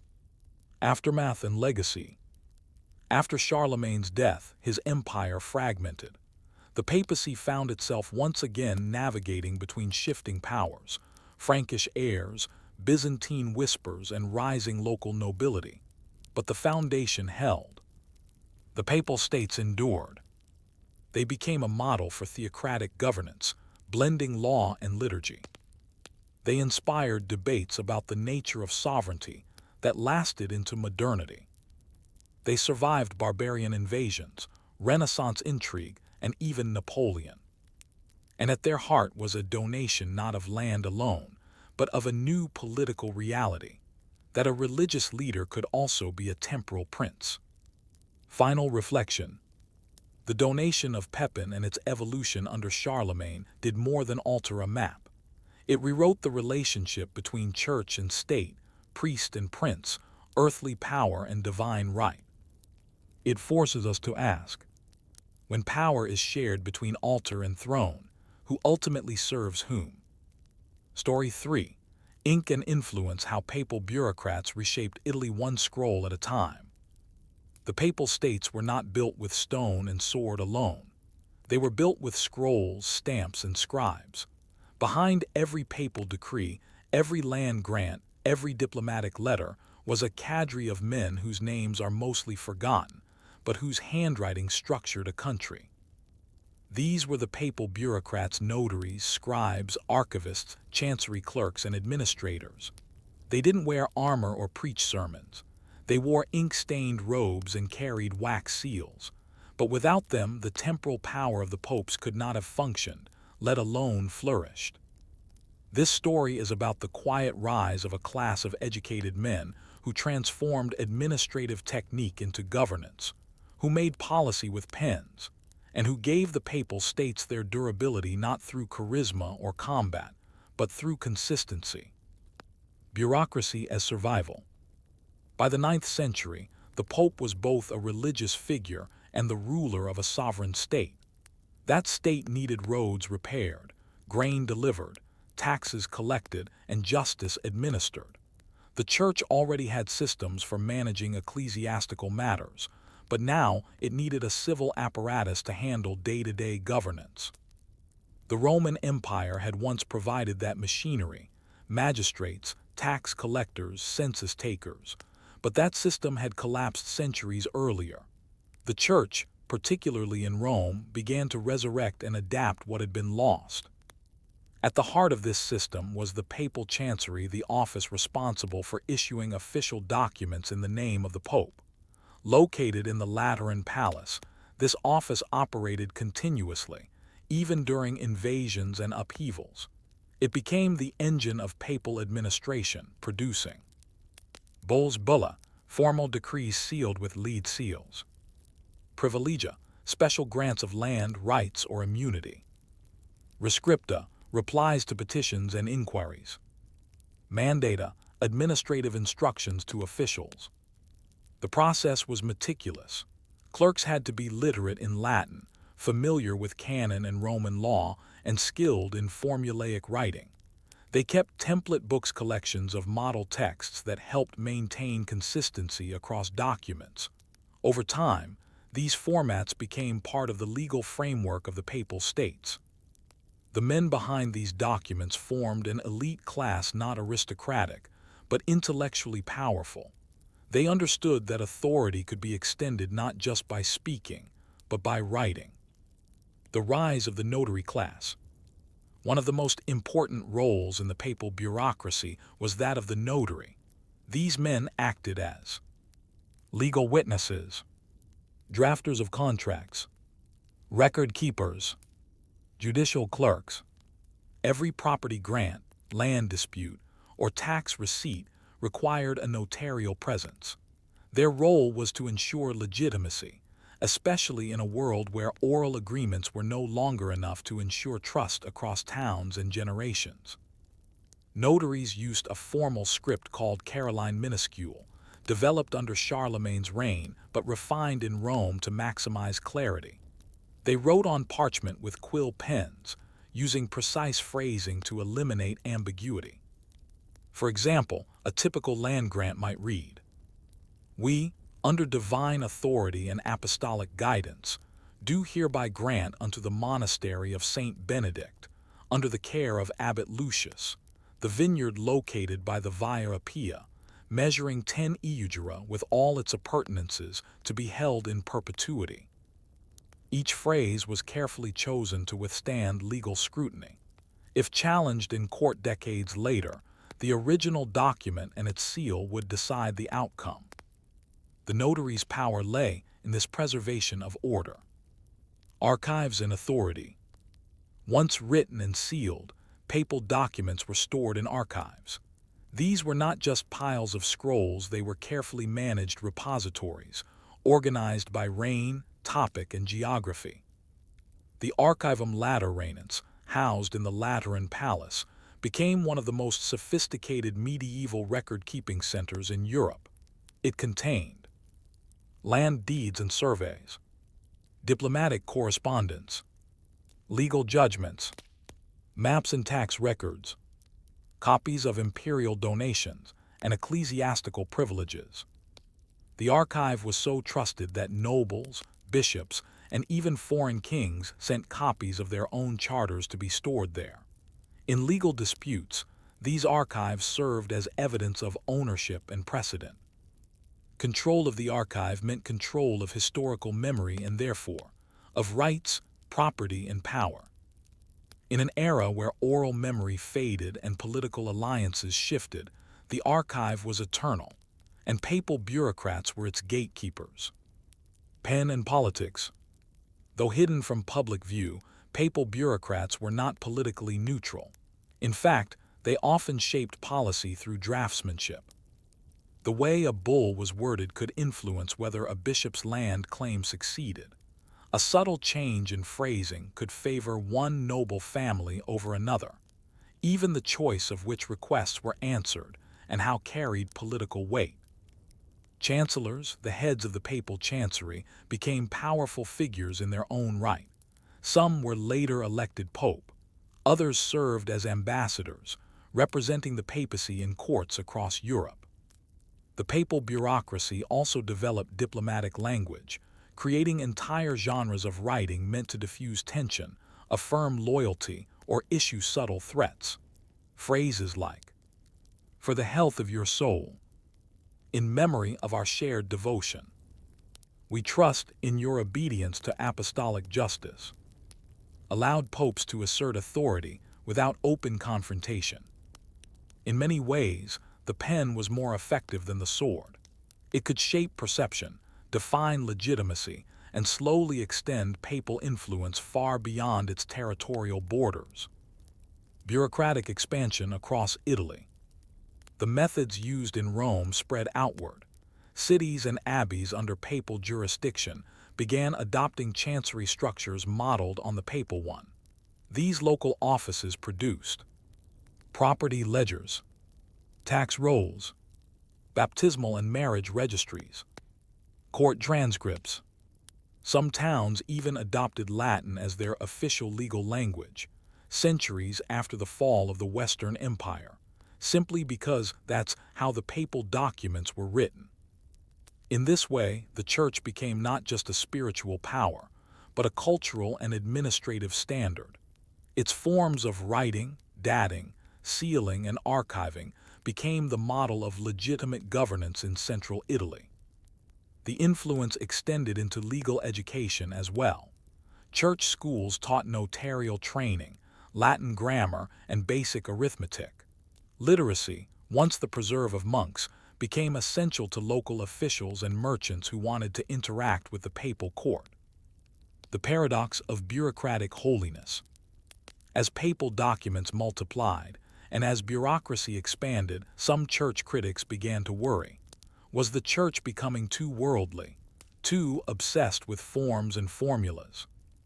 Theologians debated whether legalism diluted spiritual purity. Some monks, particularly reformers in the 10th and 11th centuries, criticized the papal chancery for being too involved in politics, too focused on property disputes and power games. Yet this bureaucracy was also what preserved the Church's independence. It was the administrative class that kept the Papal States intact during wars, papal vacancies, and foreign occupations. When Rome was sacked in 846 by Saracens, it was not just relics that were at risk but archives. Chancery staff risked their lives to secure ledgers and documents. In the centuries that followed, popes would rebuild their power not from scratch but from the continuity preserved in scrolls and seals. The invisible architects. The papal bureaucrats rarely appear in chronicles. Their names are listed in small print, if at all, but their work shaped borders, defined laws, and enforced order. They were the invisible architects of the Papal States, men who never held swords or crowns, but who understood that power often resided in the ability to record, to certify, and to remember. They turned administrative tools into instruments of sovereignty. Through ink, they ensured that popes were not merely shepherds of souls, but governors of land and law. Closing reflection. We often look for history in battles, in coronations, in declarations. But just as often, it lives in the spaces in between, in scrolls unrolled under flickering lamps, in wax seals pressed into parchment, in formulas copied line by line. And so we ask, if a kingdom survives not by sword but by script, who truly rules, the man on the throne, or the man who writes his laws? The Papal States, by the 10th century, had matured into a complex network of territories, governed as much by ink as by inspiration. Their longevity was not a miracle, it was the result of organizational endurance, record-keeping precision, and the relentless expansion of administrative literacy. In this section, we delve deeper into how the papal bureaucracy functioned day to day. We explore how scrolls became instruments of law, how papal staff turned repetitive formulas into flexible governance, and how an elite class of literate clerks came to wield quiet but transformative influence over the Italian landscape. This is not a tale of dramatic political conflict or colorful personalities. It is a slow march of clerical continuity, a triumph of paper over peril, and the story of how governing by script became not only the norm, but a safeguard against chaos. Script as sovereignty. By the early Middle Ages, the ability to govern was inseparable from the ability to write, record, and reference. Papal documents were not just messages, they were legal instruments, structured to project power, assert legitimacy, and communicate continuity. A well-crafted papal bull was more than a letter. It was a law, a contract, a diplomatic signal, an ecclesiastical pronouncement, a physical artifact of papal rule. Each one followed a recognizable structure. Invocation, in the name of the Holy and Undivided Trinity. Superscription, naming the Pope and his divine authority. Address, directed to a person, town, or institution. Narrative clause, detailing the issue at hand. Disposition, declaring the papal ruling. Sanction, threatening penalties for disobedience. Dating and authentication, including the Pope's regnal year and the leaden seal bulla. These elements created standardization, which in turn fostered recognition and respect. Whether you were a bishop in Gaul or a mayor in Umbria, you knew how to read and obey a papal document. The workings of the papal chancery. By the 10th century, the papal chancery had evolved into a highly structured office, staffed by multiple tiers of clerks. Scriptors, junior scribes who copied documents, often by dictation. Notari, senior clerks who drafted original content and attested its authenticity. Subdeacons and archdeacons, clergy who managed the flow of information and supervised junior staff. The bibliothecarius, head of the archives, a position of extraordinary trust. The chancellor, sometimes a cardinal or trusted papal advisor, oversaw the entire chancery. He controlled access to the pope, reviewed sensitive communications, and acted as both chief administrator and, at times, chief diplomat. Chancery hours began early, with scribes gathering in chambers often located near the Lateran Basilica. Quills were trimmed, inkwells filled, and scribes seated on benches, hunched over large wooden desks. Monks and clerics murmured aloud as they wrote, a common habit in a world where oral memory reinforced written comprehension. Documents were copied in triplicate, one for the recipient, one for the papal archives, and one for the local office or diocese. If a document dealt with land or legal rights, witnesses were listed, usually local nobles, abbots, or judges, to validate its authenticity in the future.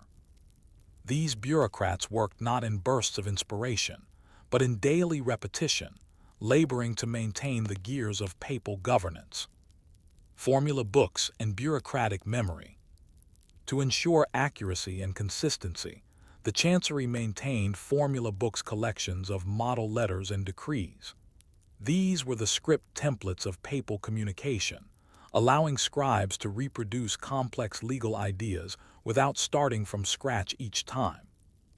Some of the most famous include the Liber Diurnus Book of Daily Office, a 9th-century collection of papal letters, oaths, and decrees used by the Roman Chancery. Formulae Imperials. Though used by imperial officials, these were sometimes referenced by papal clerks to maintain Roman continuity. Using these guides, scribes could issue a property confirmation, an excommunication notice, or a church privilege with minor adjustments. The formulae often included boilerplate clauses about divine justice, papal blessing, or canonical penalties. In time, these formulae were codified into canon law, giving them legal force beyond the Chancery itself.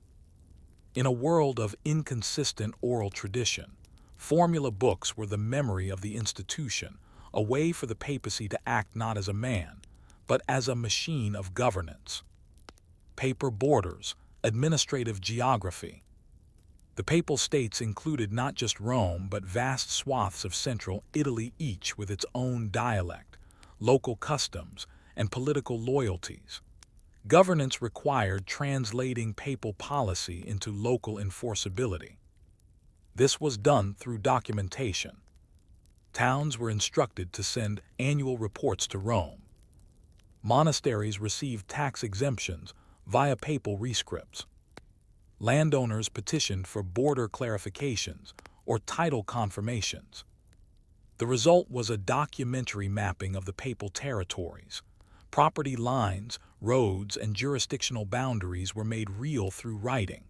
Scrolls were the fences, stamps the battlements. For example, if a peasant in Orvieto claimed his field had been unjustly taxed by a local bishop, he could appeal to Rome. The papal chancery would send an instruction likely referencing prior records to investigate the matter. Often, the existence of a sealed scroll from an earlier pope would suffice to settle the dispute. In this way, bureaucratic writing stabilized local life, giving legal permanence to what otherwise might be dictated by personal power or violence.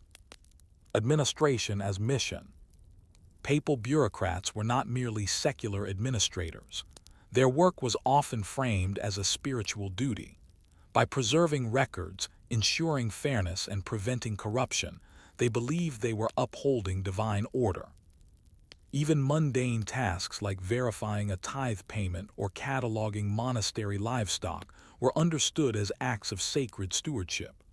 After all, every scroll served the mission of the Church, to preserve, protect, and guide the Christian people. Some scriptoria inscribed prayers at the end of their documents. Others included invocations of saints to bless the reader. Over time, entire collections of chancery output became liturgical objects, stored not only in archives but in cathedrals and shrines. The border between spiritual and civil bureaucracy blurred, creating a uniquely ecclesiastical form of statecraft. A bureaucracy under siege. The system was not immune to disruption. Between the 9th and 11th centuries, the Papal States faced a series of crises. Saracen raids on the Roman countryside. Internal Roman nobility vying for control of the papacy. Holy Roman emperors asserting dominance over church appointments. In these moments, the papal army might fail, but the bureaucracy endured. Documents were copied, records saved, archives moved if necessary. Papal scribes continued to issue bulls even during papal vacancies or schisms. This continuity gave the papacy a remarkable advantage. While emperors and kings came and went, often without consistent documentation, the Roman Church could present written proof of centuries-old rights and claims. This wasn't just legal leverage, it was historical power.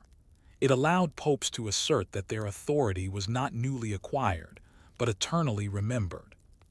The path to reform.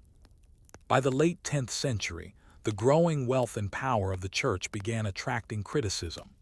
Reformers, especially those associated with the Cluniac movement, decried corruption in Rome and the manipulation of church offices for political gain. They also targeted the bureaucratic elite, accusing them of being more concerned with paperwork than piety. And yet, these critics still relied on papal documents to protect their reforms. One paradox remained.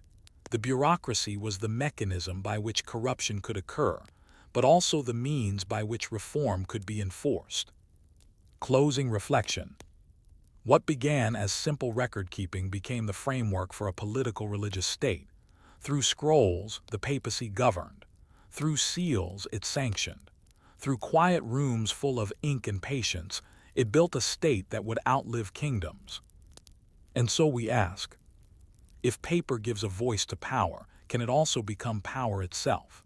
And in governing by writing, does the Church preserve the soul or risk losing it to the very machinery it builds? The Papal States endured not because they were militarily powerful, nor because they commanded vast riches, but because they remembered. In a world prone to forgetting where kings died suddenly, alliances collapsed, and towns were swallowed by bandits or disease, the Roman Church preserved. It preserved records. It preserved rights. It preserved itself. This final section traces the legacy of papal bureaucracy as it reached maturity when documentary continuity became institutional identity, and when the man with the quill became just as powerful, and sometimes more enduring, than the man with the crown. Bureaucracy becomes culture.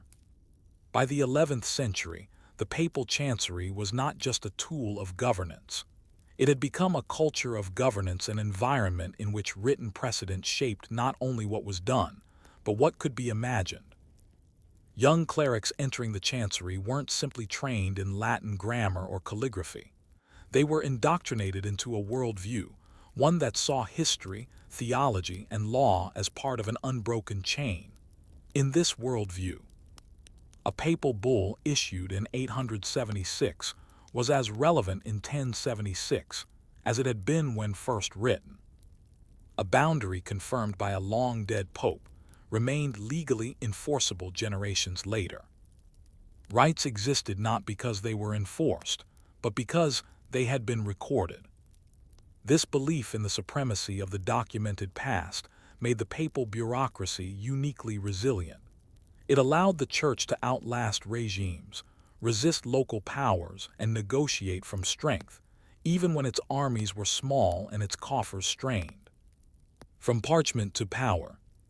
We often overlook the subtle but enormous power of clerks who decide what is written down and what is not, whose letters are answered and whose are ignored, how a title is phrased or a dispute summarized. In the Papal States, these decisions had real consequences. They affected land ownership, tax obligations, and the recognition of nobility. Entire villages rose or fell depending on how they appeared in Rome's records. Even routine clerical choices could shape international politics. A letter addressed to Charles, King of the Franks and Lombards, rather than emperor, might signal a papal refusal to acknowledge legitimacy. A delay in issuing a bishop's confirmation might cause a local succession crisis. By the 11th century, the bureaucracy was no longer just responsive, it was proactive, shaping the landscape it recorded. The book Pope and the reformer bureaucrats.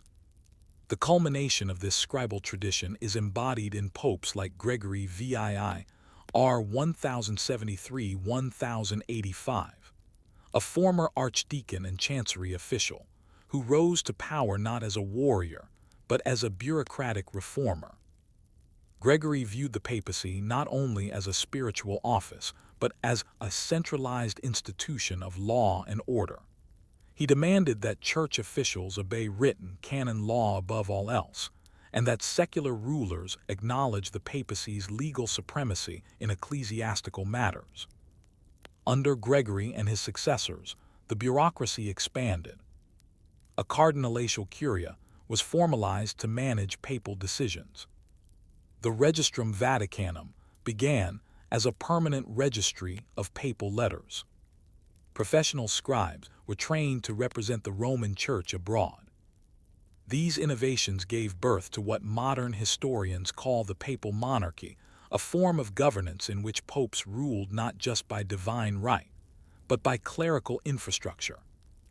It also allowed Gregory to challenge Emperor Henry IV in the infamous investiture controversy, in part because Gregory had archival and canonical proof of his claims.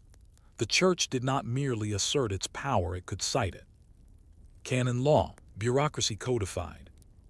The 12th century saw the greatest expression of the papal bureaucratic impulse, the codification of canon law. A monk named Gratian in the 1140s compiled the Decretum Gratiani, a massive synthesis of papal letters, council decrees, and legal rulings. It became the foundation of church law, studied across Europe and applied in church courts. This was bureaucracy elevated to theology. The past, written and systematized, became binding law. The Decretum and its successors transformed local disputes into universal questions. If a landowner in Spoleto claimed a tithe exemption, the issue could be escalated to the papal curia, cited against 9th century precedents, and decided using a 12th century rulebook. This legal framework gave the papal states administrative cohesion, even when political control was fragmented. The logic of the ledger. In the cities of the papal states Spoleto, Viterbo, or Vieto, Perugia papal legates began introducing systematic tax registers, militia rolls, and municipal charters. These weren't acts of autocracy. They were tools for negotiation between Rome and local elites. The people accepted papal rule in large part because it brought predictability. Rules were recorded and could be appealed. Protection.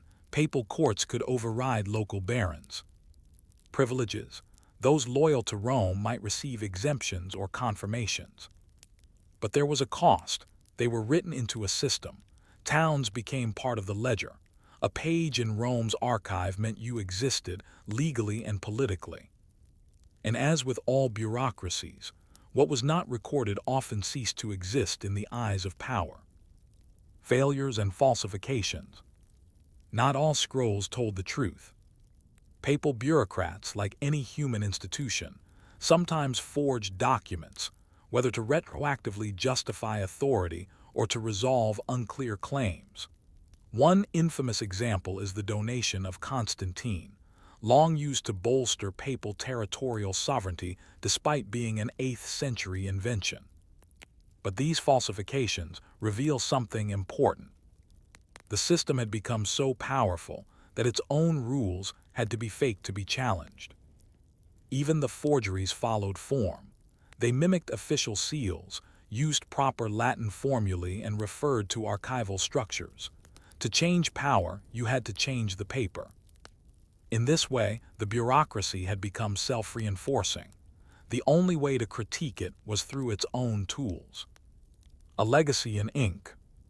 The papal chancery's model spread throughout Europe. Royal chanceries in France and England adopted similar formats and formulae. Notarial guilds were founded in Italian city-states, often modeled on Roman standards. Universities began teaching canon and civil law, producing generations of clerical administrators. The quiet scribe of the 9th century had become the model of governance by the 13th. The modern echo. Even today, the Vatican preserves its archives with a reverence born of centuries of clerical culture.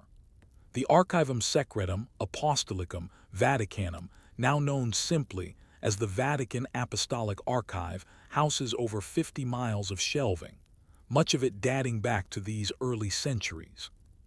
There are scrolls in those vaults that have outlived empires, dynasties, languages, and cities.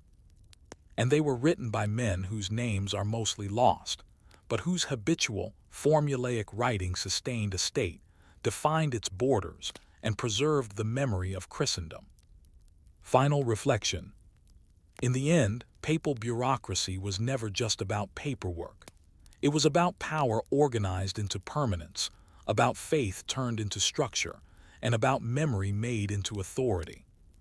It invites us to consider: if history is what we remember, and governance is what we record, then are the real rulers the ones who act, or the ones who write?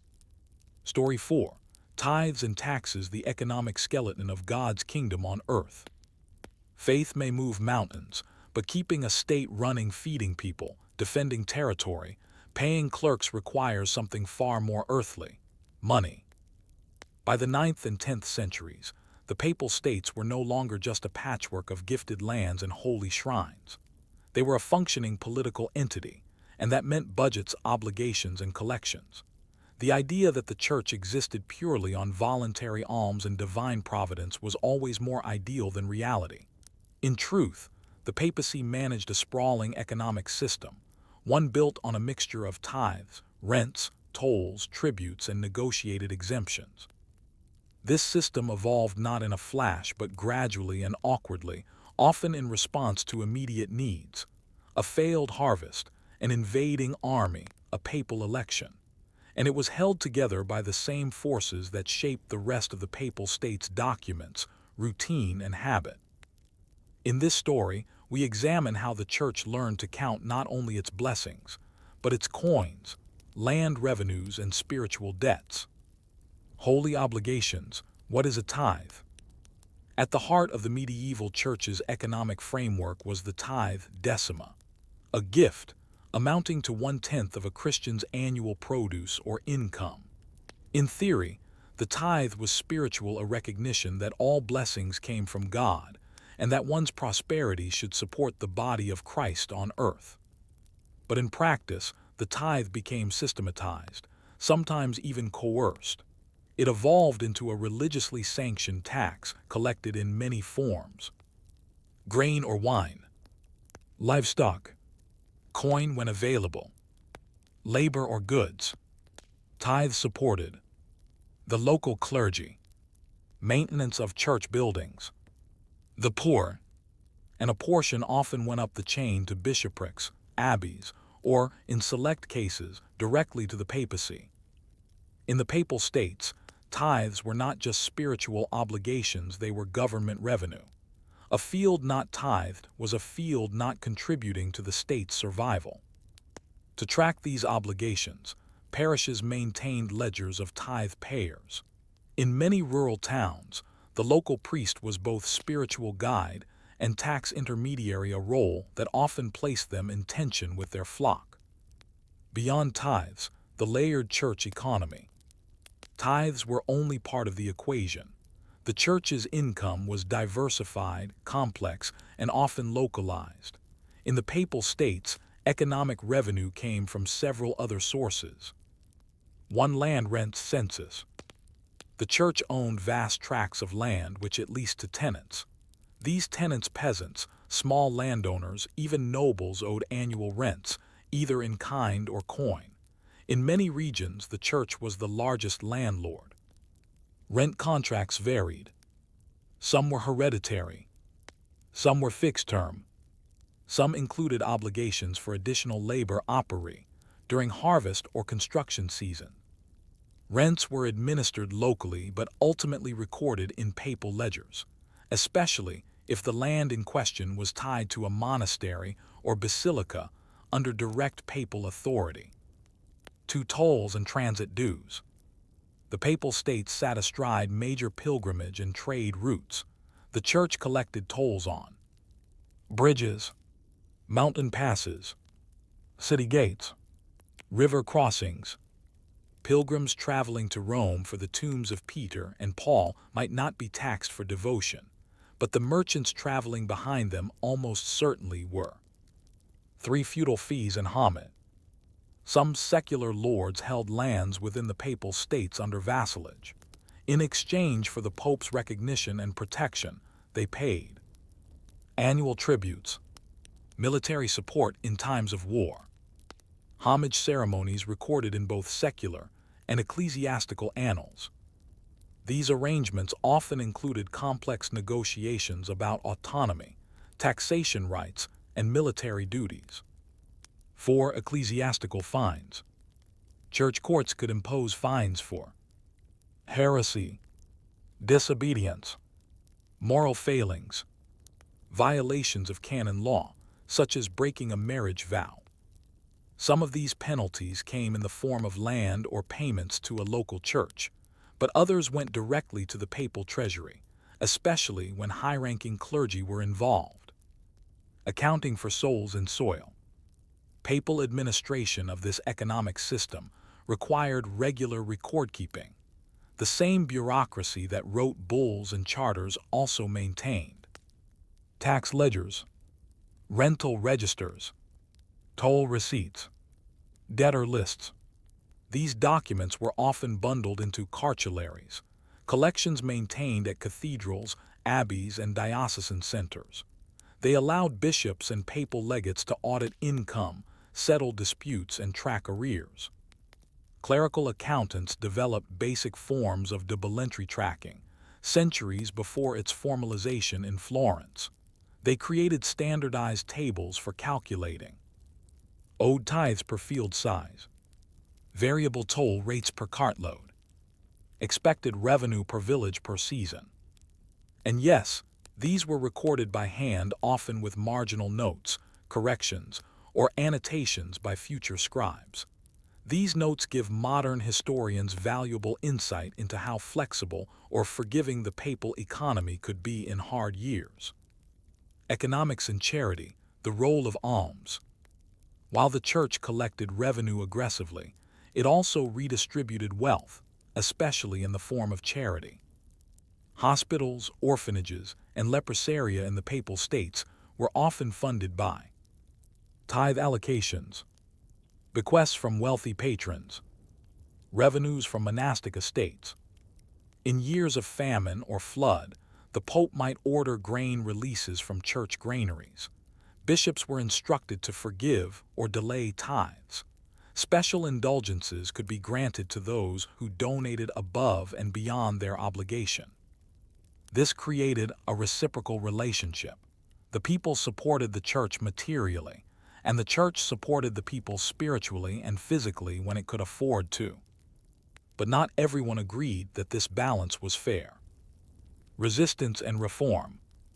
By the 10th and 11th centuries, resentment over church taxes had begun to grow. Some common complaints. Tithes were being demanded even when harvests failed. Rent collectors favored monasteries over local lords. Wealthy abbeys kept expanding their lands, squeezing out smallholders. Some clergy seemed more like landlords than pastors.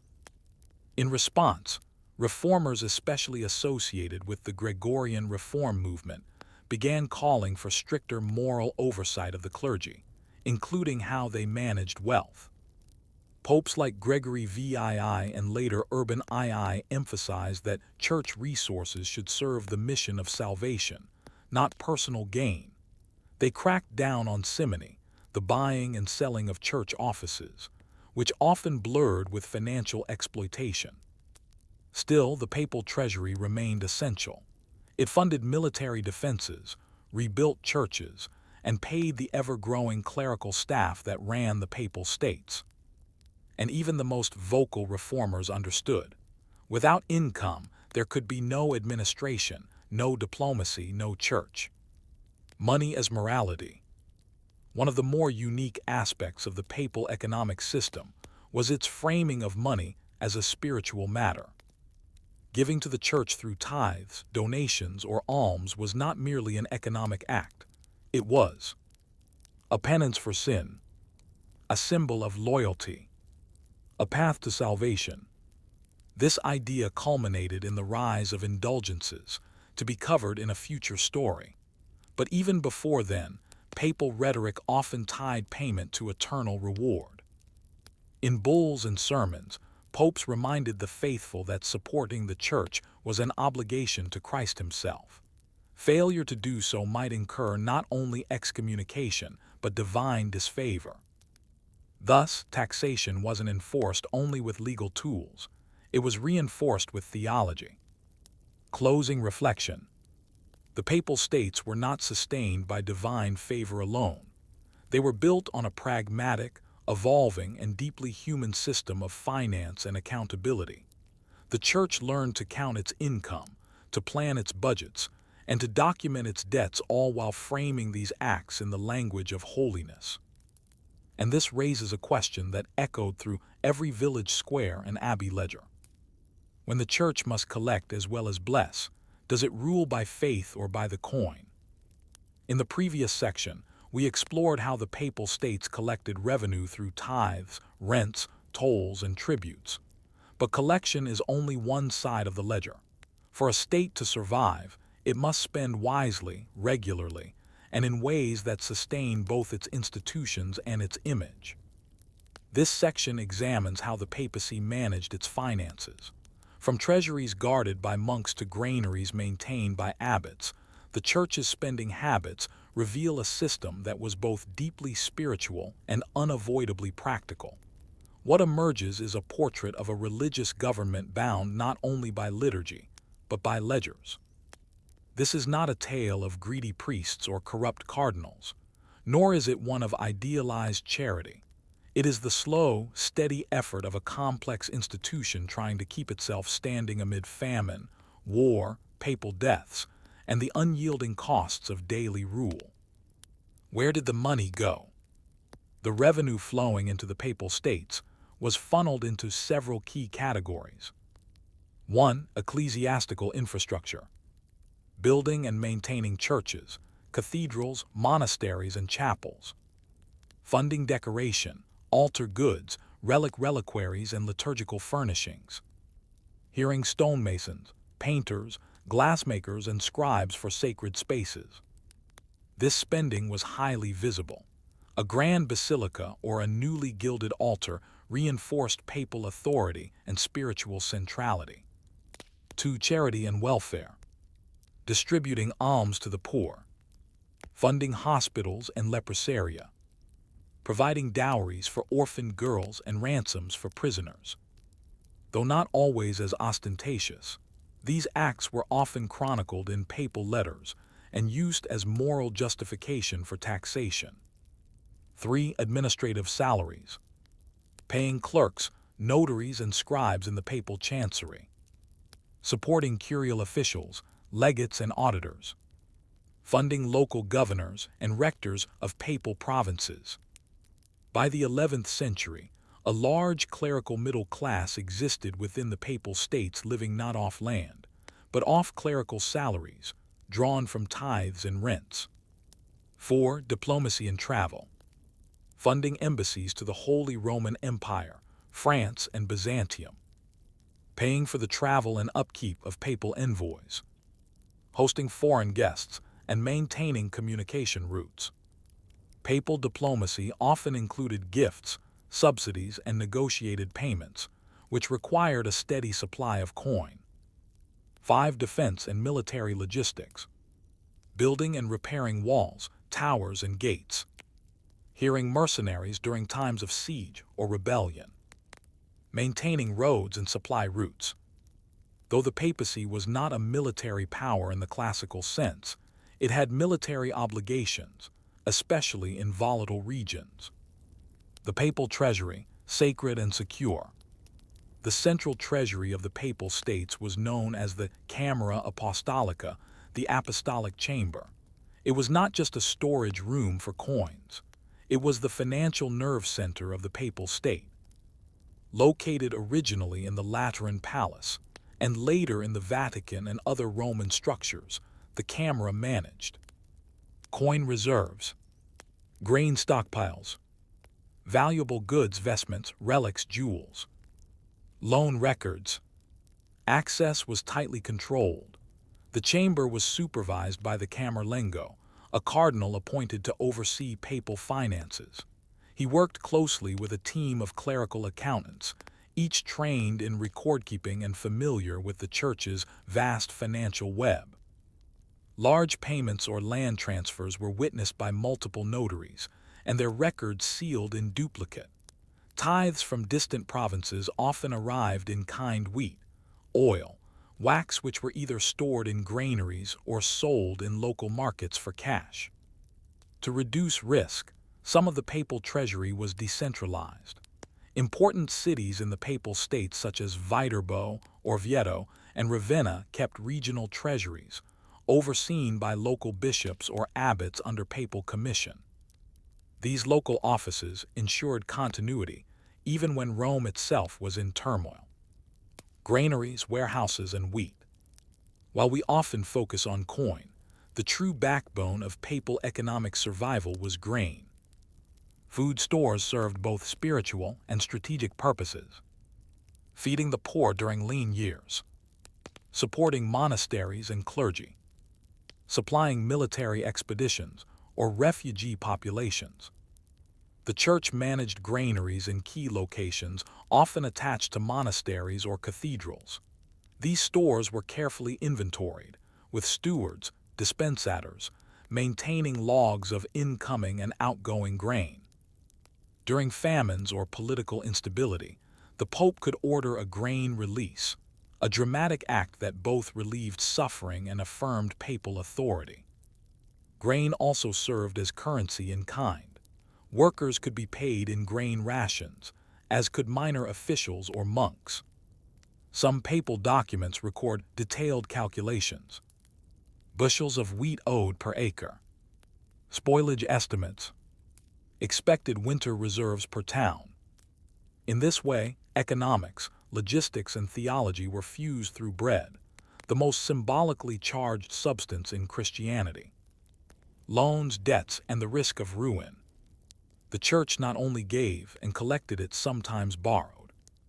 Unexpected expenses, a war, a papal conclave, a failed harvest could drain coffers. In such times, the papacy would borrow from local banking houses, particularly in later centuries, draw early tithes from dioceses, requesting advance payments, pledge valuable items such as reliquaries or church lands as collateral. Though usury, charging interest, was officially condemned, creative financial instruments often worked around this. Some monks and clerics even acted as unofficial lenders, using charitable investments repaid in goods or services. Debts were meticulously recorded. Some popes died in debt, leaving successors to renegotiate or repay loans. These debts were not just financial, they could also be political, creating obligations to families or factions who had financially supported the Holy See. Coinage and minting. Though not always consistent, the Papal States periodically minted their own coinage, a clear marker of sovereignty. Coins bore the Pope's name, the cross, and sometimes St. Peter's keys. Coin types varied: denarii, grossi, and later florins and ducats. Minting locations included Rome, Viterbo, and sometimes Avignon during the papal residency there. Papal coinage was both a tool of economy and a statement of legitimacy. In issuing money, the church joined the ranks of monarchs and emperors. Coinage also allowed more efficient taxation, payment of troops, and engagement in international trade. Papal revenue and the wider church. Though the Papal States provided a strong economic base, popes increasingly drew income from across Christendom. Peter's pence, a yearly tax from England collected since the 8th century. Crusade taxes, levied on clergy and laity to fund papal-sanctioned expeditions. Pallium fees, payments from bishops receiving the pallium, a sign of archiepiscopal authority. Dispensations and indulgences, financial contributions in exchange for exemptions or spiritual benefits. These funds flowed into Rome, creating a global financial web that supported both the Papal States and the wider machinery of the Church. Still, the income from the Papal States, especially rents and tithe, remained the most stable and most controllable revenue stream.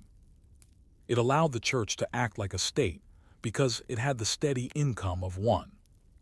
Internal tensions, a church divided by class. As the clerical bureaucracy expanded and financial operations grew more sophisticated, a new kind of tension emerged, one not between church and laity, but within the church itself. Wealthier abbots and bishops lived in palatial residences, dined well, and traveled with retinues. Rural priests and monastic friars often lived in poverty, dependent on meager tithes or local generosity. Reformers began to argue that the Church was forgetting its apostolic roots. Movements like the Cistercians called for austerity, condemning the worldliness of wealthy clergy. Yet even they relied on economic structures often running efficient, well-managed estates that rivaled secular lords. In the Papal States, this tension surfaced in papal elections, urban revolts, and the growing influence of clerical accountants over spiritual advisors. Closing reflection. Behind the spiritual power of the papacy stood a structure built from coins, grain, ledgers, and vaults. The economic system of the Papal States was not accidental, it was the deliberate product of centuries of adaptation, a holy bureaucracy sustained by the necessities of governance. And so we are left to consider: when a sacred institution becomes a financial one, does it serve God by managing wealth or manage wealth in God's name? By the 12th century, the papal economy had become a mature and multifaceted machine, a system as intricate as any court, as adaptive as any kingdom. What began with tithes and gifts had evolved into a full fiscal structure, capable of sustaining diplomacy, bureaucracy, war, and welfare. This final section explores how the papal financial system shaped the destiny of the Papal States, not just in its mechanics, but in its long-term implications. It uncovers how the Church became both a moral authority and an economic power, and how this duality affected its standing in Europe and its own sense of purpose. We trace how money influenced saints and scribes alike, how silver could support sanctity, and how the Church's deepest spiritual missions increasingly depended on ledgers, loans, and the invisible work of accountants in cassocks. The Church as economic arbiter. One of the unexpected outcomes of papal fiscal maturity was the Church's role as economic referee. By the 12th century, the papacy had begun adjudicating disputes between cities, nobles, monasteries, and dioceses, not only in matters of faith, but over money, property, and contracts. Examples included disputes over which abbey had tithe rights in a growing village, appeals from bishops over unpaid pallium fees, petitions from towns to lower tolls levied by nearby monasteries. The papacy acted as a court of last resort, with its decisions enforced through bulls, excommunication, or interdict. While this sometimes sparked accusations of overreach, it also legitimized the Pope as a ruler of rules, not just relics. Economic arbitration strengthened the papal grip on the Papal States, but also extended its influence across Europe from the Welsh marches to the Slavic frontiers. Holy wealth, saints and gold. Despite growing criticism of church wealth, some of the most revered figures in papal lands, canonized saints and miracle workers, were deeply enmeshed in the economic systems of their time. Many saints were abbots or bishops who managed large estates, reformed tithe systems, or oversaw construction projects. Their hagiographies often include not only miracles, but careful stewardship of resources. Saint Peter Damian, a prominent 11th century reformer in the Papal States, chastised corrupt clergy while simultaneously advising on estate management and tithe reforms. His letters reveal an acute awareness of fiscal discipline as part of spiritual integrity. We see a subtle but profound shift. Holiness was no longer imagined solely in desert caves or acts of martyrdom, but also in honest accounting, fair rents, and just taxation. The saint and the steward had become intertwined. Pilgrimage, profit, and piety. The Papal States benefited immensely from pilgrimage traffic, particularly to Rome, Assisi, Monte Cassino, and other religious centers. These journeys were driven by spiritual longing, but they also boosted the economy. Pilgrims bought food and drink, offerings and candles, certificates of absolution, lodging in ecclesiastical hostels, xenodochia. The papacy issued indulgences to encourage travel and later to fund major campaigns like the Crusades. These indulgences were spiritually framed, but fiscally calculated. This blending of religious devotion and economic planning turned pilgrimage into a profitable enterprise, one whose revenues helped maintain roads, churches, and charitable services. Rome, as the capital, saw the greatest influx. In holy years, the city swelled with visitors, prompting popes to invest in infrastructure upgrades, new bridges, expanded marketplaces, and even enhanced sanitation. Pilgrimage revealed a core truth. The papal economy was not just inward-facing, it was public, performative, and global. Financial reform and reaction. Inevitably, the complexity and reach of the papal fiscal system drew criticism. By the late 12th and early 13th centuries, reformers, heretics, and even popes themselves expressed concern over the Church's reliance on wealth. Critiques included that tithes burdened the poor while enriching abbots, that church courts profited from spiritual penalties, that indulgences and dispensations blurred the line between penance and purchase. Pope Innocent III, R. 1198-1216, one of the most powerful medieval popes, attempted to centralize papal finance, curbing abuses while also expanding revenue collection. He introduced new systems for collecting papal taxes from across Europe. Financial officials known as collectors and subcollectors, who managed income streams. A renewed focus on accountability and audits of bishops and abbots.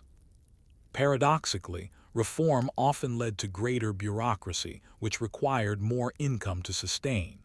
The papacy was caught in a cycle familiar to all governments. To clean up the system, it had to expand it. The weight of wealth.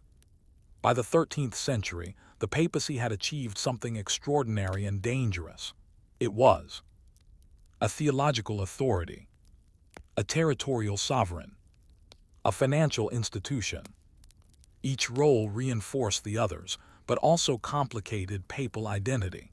The pope was now expected to be a shepherd of souls, a banker of alms, a manager of estates, a judge of economic disputes, a military financier, a diplomat who could buy loyalty. This weight created internal tension and external envy. Kings resented papal tax collectors. Local lords chafed at church immunity from tolls. Reformers like Francis of Assisi emerged, advocating radical poverty and criticizing institutional wealth. And yet the church survived largely because its economic system was resilient, documented, and adaptive. The long arc of papal finance. Even after the fall of the Papal States in the 19th century, the bureaucratic DNA of its economic system survived.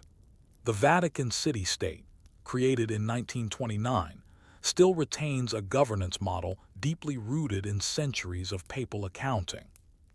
The modern Istituto per l'Opera di Religione, often called the Vatican Bank, is a controversial descendant of this legacy, formed not to generate wealth for its own sake, but to fund mission work, maintain independence, and provide spiritual continuity.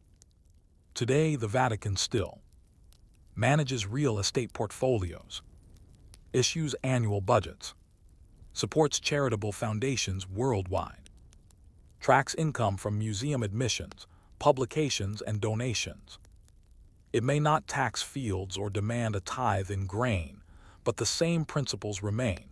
Money enables mission, and stewardship is a sacred duty. Final reflection. The economic history of the Papal States is not a footnote, it is the spine of papal sovereignty. Without grain stores, toll routes, tax ledgers, and tithe records, the Church could not have built hospitals, dispatched legates, or maintained a bureaucracy that lasted over a millennium.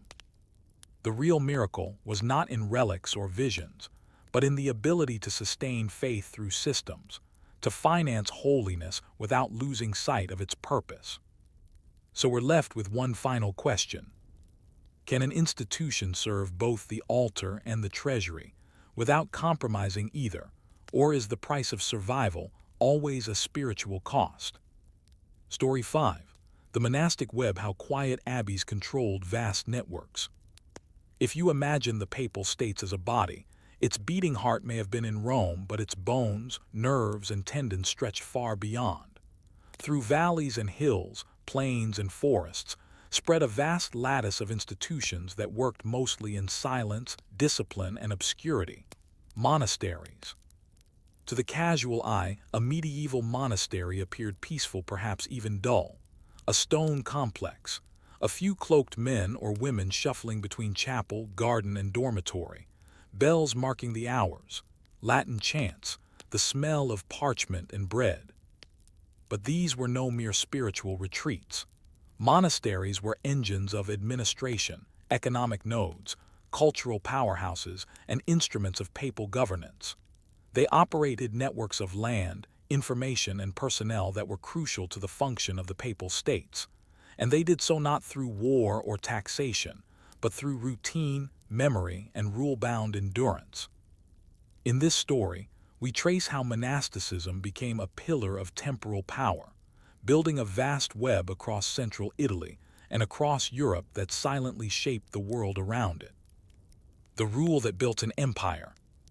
The transformation began with one man, Benedict of Nursia, born around the year 480.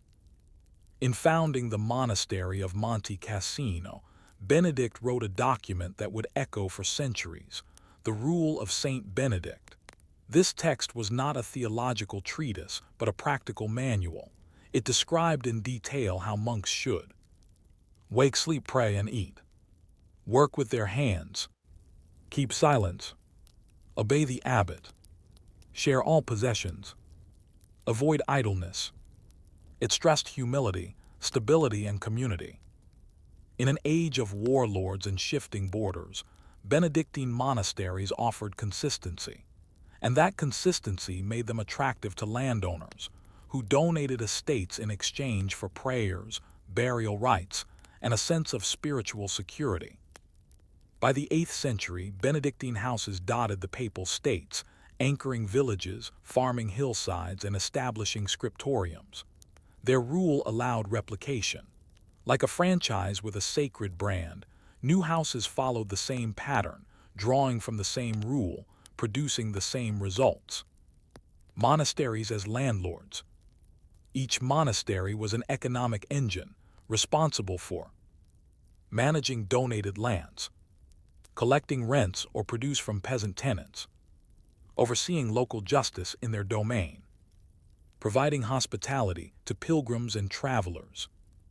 These tasks required not just monks but lay brothers, scribes, stewards, celerarii, and even hired workers. They created ledgers of tenants, tracked grain yields, and managed seasonal labor schedules.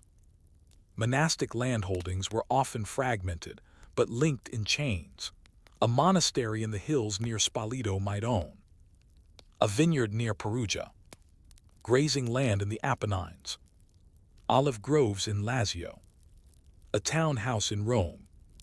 They coordinated through written instructions, trustworthy emissaries, and regular messengers. These economic ties created a network effect. Monasteries lent support to one another, pooled resources, and intervened in local economies. Scriptoriums, memory and power. In addition to land, monasteries held a more elusive treasure: knowledge. Their scriptoria rooms, where monks copied manuscripts, were responsible for preserving not only scripture but classical Roman texts, local charters and deeds, papal letters, medical and astronomical knowledge. Monks were trained to read, write, and edit with precision. In the Papal States, this capacity gave them another critical function: document archiving. Many monasteries became regional repositories holding copies of papal bulls, episcopal decrees, property grants, legal contracts. This gave them both credibility and leverage. When a village questioned a land boundary or a bishop disputed a tithe, the monastery could produce the parchment dated, sealed, and recorded. In an illiterate world, he who kept the documents held the truth. Monastic ties to Rome. Despite their relative autonomy, most monasteries in the Papal States had direct links to the papacy. They received papal confirmations of property rights. They were granted exemptions from local bishops. Their abbots sometimes served as papal advisors or legates. Some were visited or inspected by papal representatives. A few, such as Monte Cassino, were under immediate papal protection, answering to no secular or episcopal authority. These ties were formalized through correspondence and ritual. A new abbot might be confirmed by a papal bull. A dispute with a nearby noble might be resolved through appeal to Rome. But most importantly, the papacy depended on monasteries as stable local anchors. While bishops might be political appointees or move with royal whim, monasteries endured. Their allegiance could be counted on over decades, sometimes centuries. Hospitality and diplomacy. Monasteries also served as diplomatic safe houses. Their guest houses were open to pilgrims and penitents, papal messengers, exiled nobles, wandering monks and hermits, local leaders seeking neutral ground. Their ability to host, feed, and house travelers made them key nodes in the movement of people and information. Sometimes treaties were signed in their cloisters. Other times, secret talks were held under their vaulted ceilings. Their reputation for neutrality and stability made them ideal places for quiet negotiations, discreet alliances, transfer of sensitive messages. Thus, while their outer lives appeared quiet, their inner halls were often hubs of strategic activity, internal organization, and replication.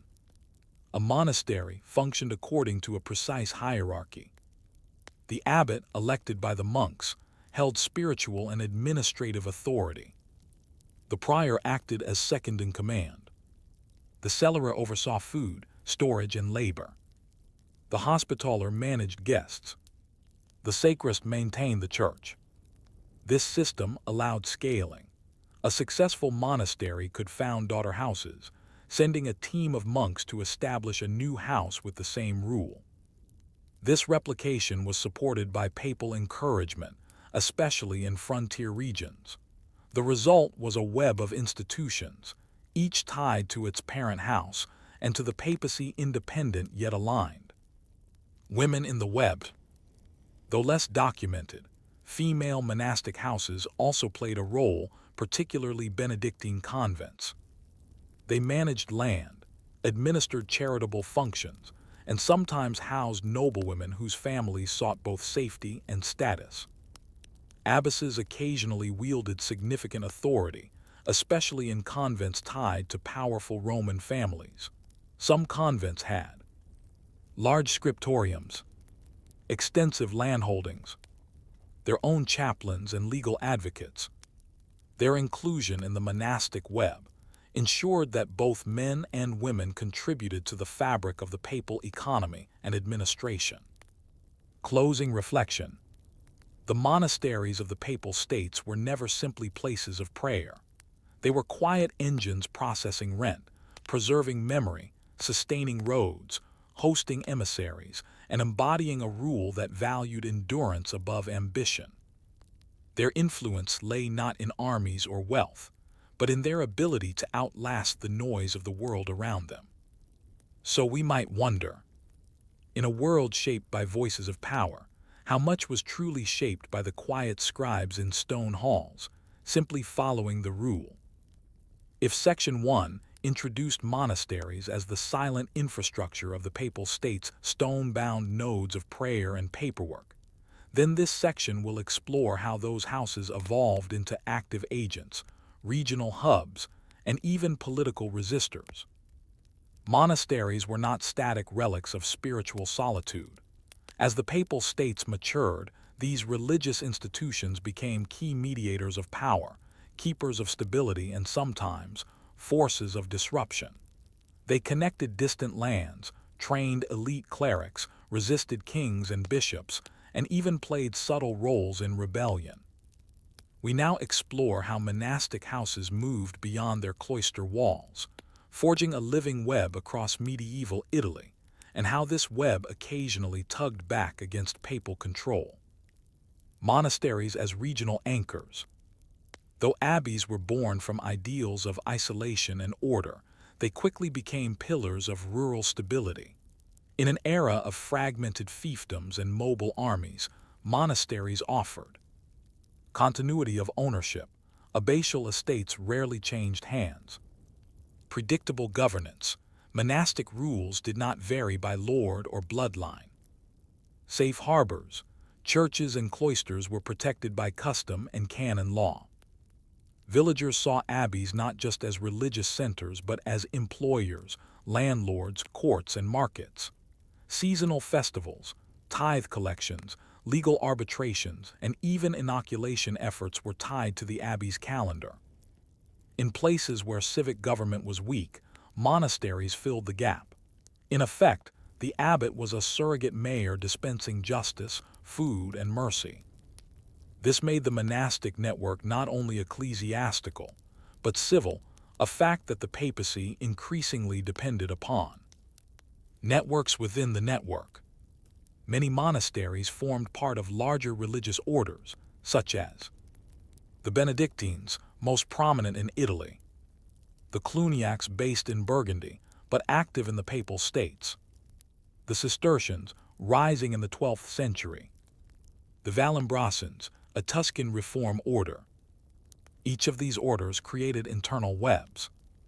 Monasteries wrote to one another, shared liturgical texts, and coordinated responses to crises. Abbot generals or visitors made circuits of their affiliated houses, inspecting discipline and finances. Priors were transferred between houses to balance leadership or fix internal issues. For example, when a famine struck southern Lazio in the early 12th century, records show Benedictine abbeys pooling grain and distributing it from Monte Cassino, coordinated via fast messengers on monastic roads. In the Cluniac model, especially, each house was subordinate to a central mother house, Cluny itself, which ensured doctrinal unity, shared resources, and collective diplomacy. This structure enabled monasteries to act in concert, not just as individual outposts. Resistance through ritual and rule. Despite their loyalty to the church, monasteries were not always obedient to Rome or to local bishops. Many abbots guarded their exempt status, resisting oversight by secular or episcopal authorities. They often appealed directly to the Pope to block the imposition of diocesan taxes, resist interference in internal elections, defend their lands from noble seizure, maintain their rights to appoint local priests. This created legal tug-of-wars that could last years. Papal curia records are full of petitions from monasteries invoking ancient charters, pleading for protection, or accusing bishops of overreach. In several cases, monasteries took passive-aggressive resistance to artful levels, ignoring episcopal envoys by claiming misunderstood Latin, moving key documents to inaccessible archives, citing obscure saints, days to delay responses. Some even refused papal directives politely, but firmly by citing monastic customs, a softer shield against outright defiance. Monasteries, it turns out, could be expert bureaucratic guerrillas. The political weight of silence. In times of war or succession crisis, the silence of a monastery was sometimes louder than a noble's army.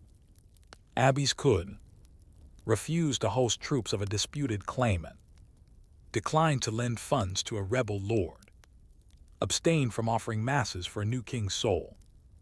These passive acts had real political effects.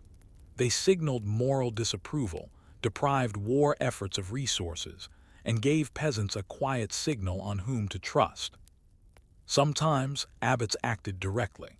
In the 1140s, the abbot of Farfa Abbey negotiated independently with imperial legates, balancing local loyalty with papal allegiance without seeking prior papal approval. While popes frowned upon such independence, they rarely punished it outright. The value of monastic local authority often outweighed its occasional impertinence. The rise of monastic schools. Another form of influence was more subtle: education. By the 11th and 12th centuries, many monasteries operated internal schools, training novice monks, clerics from noble families, sons of lesser lord, who would later enter church service. These schools offered instruction in Latin grammar, logic, theology, and law. Some began producing canon lawyers, chroniclers, and even papal officials.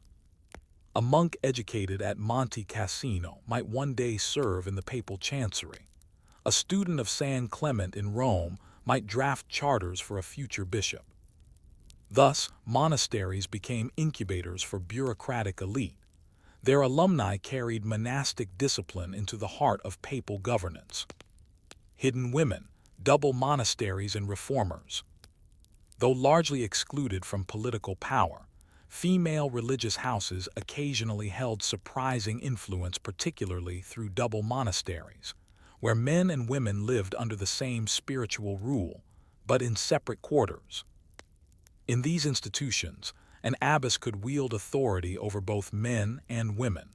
Some even corresponded with popes, defended property in court, and led local economies. Figures such as Abbess Berta of Santa Giulia managed lands rivaling those of small bishoprics. During reform movements like the Gregorian Reform, women like Hildegard of Bingen, outside the papal states, but widely influential, offered critiques of church corruption and theological guidance reaching far into male monastic communities. Women's monasteries thus function not just as spiritual refuges, but echo chambers of resistance, quietly shaping discourse on power, purity, and reform. Monasteries and heresy. Ironically, some monasteries were early warning systems for heresy, but others inadvertently fostered it. When ideas like Cathar dualism or Waldensian anticlericalism began spreading, monastic houses often reported unusual sermons, strange visitors, or increased anti-tithe sentiment. Yet the ascetic lifestyle of heretics sometimes mirrored monastic simplicity. Some Cathars even admired Benedictine discipline while denouncing papal wealth. This tension forced monasteries to defend their orthodoxy, emphasizing distinctions. Monastic poverty was chosen. Heretical poverty rejected divine order. Monks lived in community under rule. Heretics followed charismatic wanderers. Monks worked with papal authority. Heretics claimed private inspiration. Monasteries became frontline defenders of orthodoxy, offering both surveillance and public contrast. Monastic diplomacy in papal politics. Finally, monasteries began playing more direct roles in papal elections, legations, and diplomacy. Certain abbots became cardinals. Others served as papal judges in property cases. Some were dispatched to foreign courts as envoys, using their reputation for neutrality and discretion. This closeness to papal power also led to rivalries.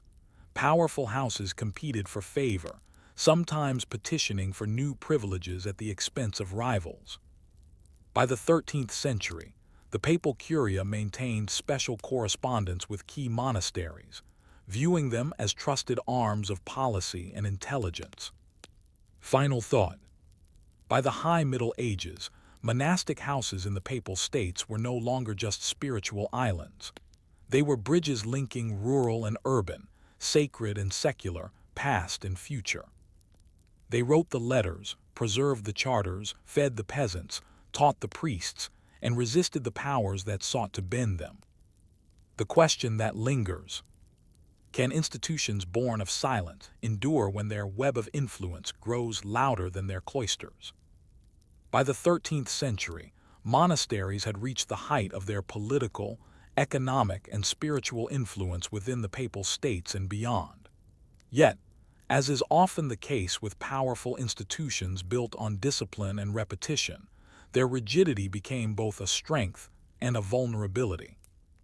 This final section explores how monastic power began to wane gradually, unevenly, and in many places imperceptibly long before their dissolution was formalized. We examine how the monastic web that once upheld the papal vision of order and divine rhythm eventually frayed, resisted reform, and left a legacy that would echo quietly into the modern world. And through that story, we ask, can structures built to resist the world truly survive it? The first cracks in the cloister. The decline of monastic dominance didn't begin with armies or edicts. It began with change from within. Several overlapping factors contributed to the weakening of monastic networks. Demographic shifts. As towns grew and cities expanded, rural monastic life became less central to daily spiritual life. Educational competition. Urban cathedral schools and new universities began training clerics more efficiently than monasteries. Wealth accumulation. Many monasteries had grown rich through centuries of endowments, and their vows of poverty were increasingly questioned by reformers. Vocational decline.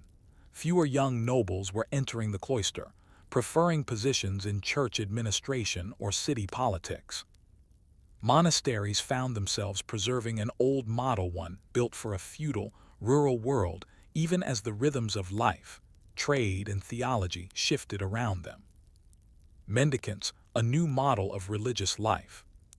Perhaps the most dramatic challenge to monastic life came not from heretics or secular powers, but from within the church itself. The rise of mendicant orders. In the early 13th century, figures like Francis of Assisi and Dominic Guzman introduced new religious models that emphasized active preaching in cities, voluntary poverty without property, direct engagement with the laity, mobility over stability. The Franciscans and Dominicans, known as the friars minor and friars preachers, were not cloistered. They lived among people, begged for sustenance, and rejected large estates. The success of these orders reflected changing spiritual appetites. Town dwellers sought relatable preachers, not silent monks behind abbey walls. Papal support quickly shifted to these dynamic new orders, and monastic influence began to contract in relative terms. Some monasteries responded by adopting reforms or emphasizing scholarly contributions. Others fell into quiet decline, their scriptoriums gathering dust. Economic pressures and the fragility of endowments. Monasteries had long relied on donated estates, rents, and tithes. But by the 14th century, this economic base faced serious strain. The Black Death, 1347–1351, decimated peasant populations, reducing labor supply and rental income. Inflation and war disrupted traditional trade routes and agricultural cycles. Nobles and kings increasingly seized monastic lands during financial crises. Some abbeys sold off land, while others borrowed money to survive. In worse cases, they were absorbed by more powerful houses or closed altogether. Monasteries had built their legacy on endurance, but that endurance was only possible through a delicate balance of labor, loyalty, and land. Once any link in that chain weakened, decline followed.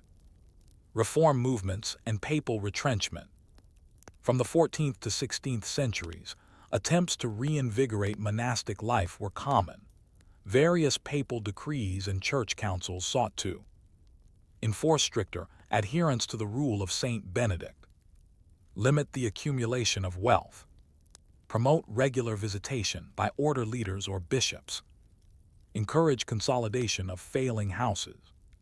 Some houses embraced these reforms, others resisted them, but overall the reforms were reactive, not visionary.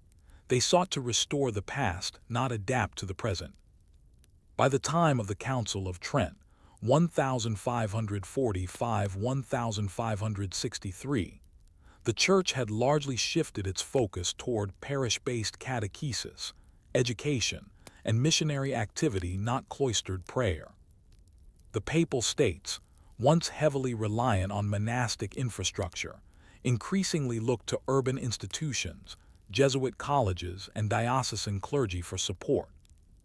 The age of the monastery as a central administrative tool had passed. The final blow, Napoleonic and Italian secularization. Though monastic decline was gradual, its formal dismantling came swiftly with the arrival of modern secular politics. During the Napoleonic Wars, monasteries across Europe, including within the Papal States, were seized by French troops, converted into military barracks, schools, or hospitals, stripped of relics, artworks, and manuscripts, dissolved by decree as part of state reform. This marked the first systematic suppression of monasteries as political and economic institutions. Later, during the unification of Italy in the 19th century, the new secular government completed the process. Monastic lands were nationalized. Orders were disbanded or forcibly reduced. Abbey buildings were sold or repurposed. The monastic legal system, so vital in the Middle Ages, was rendered obsolete. Only a few monasteries, such as Monte Cassino, survived intact, though even it was bombed in World War II and rebuilt. What had once been a living web of hundreds of houses became a few fragile threads preserved for heritage, not power. What survived? Despite this dismantling, monasticism did not die. Its legacy persisted in multiple forms. Archives and libraries. Monasteries preserved thousands of manuscripts, many of which became the basis for modern historical, legal, and scientific research. Architectural styles. Romanesque and Gothic abbeys influenced church design long after their builders were forgotten. Liturgical traditions. Monastic chants, readings, and calendar systems still echo in Catholic worship today. Education models. Monastic schools laid the groundwork for modern university structures, emphasizing grammar, logic, and disputation. And above all, monastic life itself, though diminished, continued. Orders like the Benedictines, Trappists, and Carthusians maintained communities around the world, focusing on prayer, manual labor, and hospitality. Their influence was no longer public power, but personal witness. Monasteries and the modern Papal State. With the creation of Vatican City in 1929, the papacy regained political independence but not territorial control of central Italy. The Papal States were gone. Yet monasteries still played roles in supporting the Church's mission. Some serve as centers for retreats and reflection. Others operate liturgical workshops, producing vestments, candles, or sacred music. A few house archives, and train young clerics in ancient languages or theological traditions. Pope Benedict XVI himself, a scholar, often spoke of the monastic model as a spiritual ideal in a noisy, secular world. Thus, the monastery, though no longer the administrative engine it once was, remains a symbol of order in chaos, of sacred time amidst worldly haste. Final reflection. The monastic web was one of the most durable networks in European history.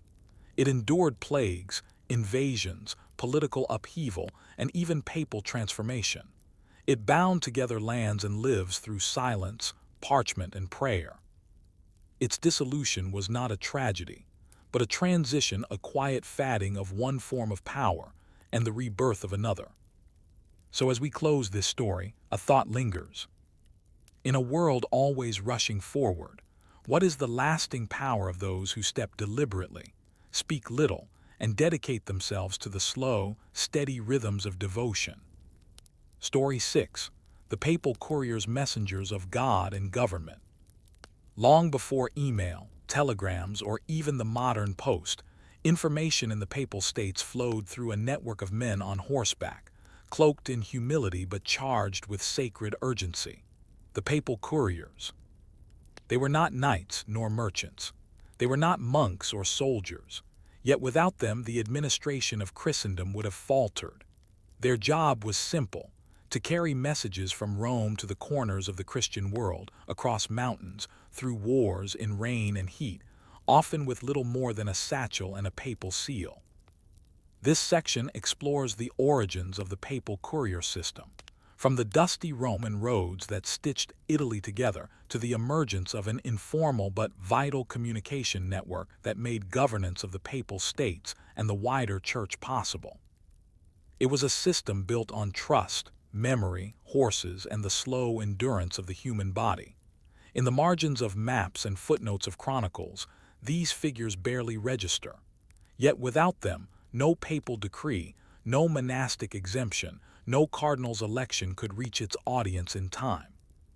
So let us walk with them. Rome as the hub of sacred correspondence. Since the earliest days of the Church, Rome had been a center of religious correspondence. By the 4th century, papal letters, epistolae decretals, were sent to bishops in North Africa, Gaul, and Spain. But the delivery of these letters was ad hoc. Trusted clerics or pilgrims would carry them, or imperial messengers might be co-opted. With the rise of the Papal States in the 8th century, the need for a reliable communication network became pressing. The Pope was no longer merely a spiritual leader but a temporal ruler. He needed to convey orders to governors and bishops, send summons to councils, transmit financial requests or confirmations, respond to disputes or appeals, keep informed about distant abbeys and allies. A new system of messengers, cursariae, cursors, or nuntii apostolis, emerged.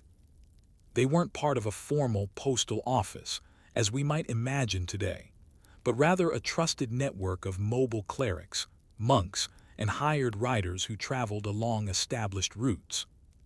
Over time, these couriers would become the veins of papal power, carrying letters, orders, relics, secrets, and sometimes even threats. The roads they rode.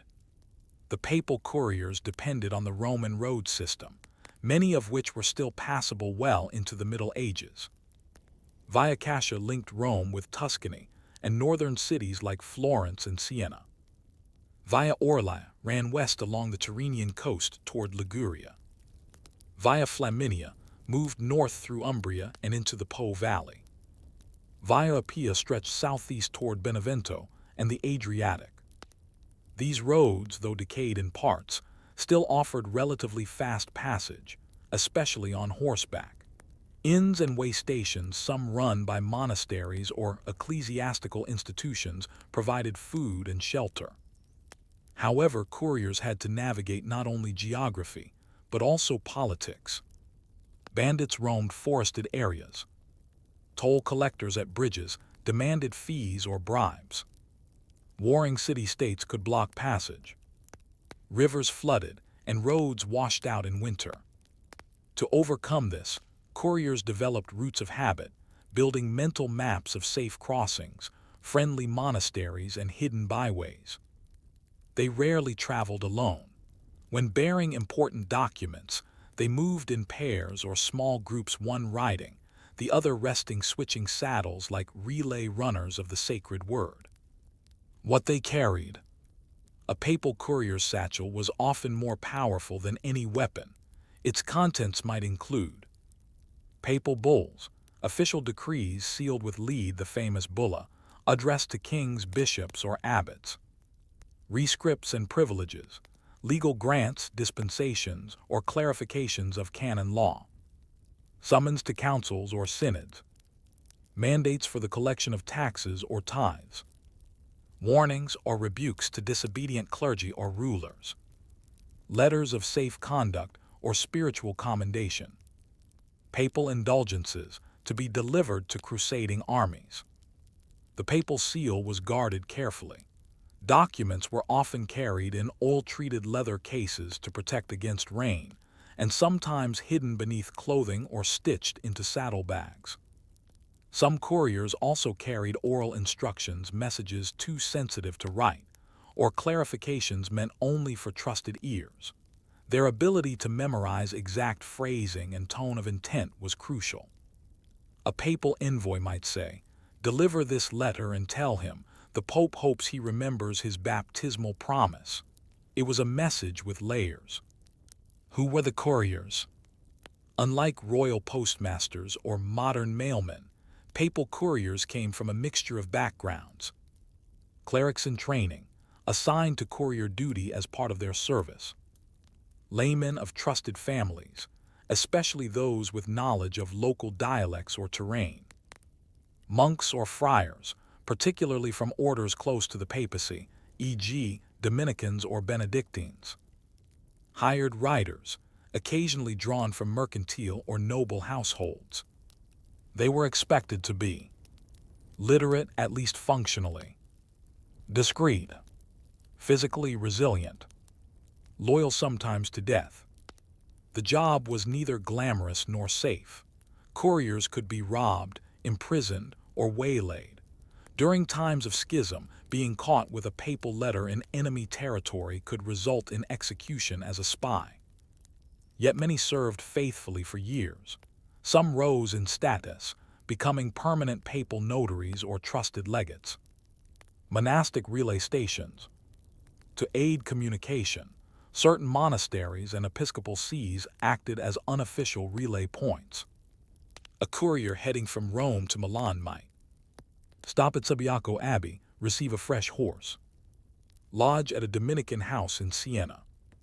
Hand off the letter at an Augustinian priory near Parma.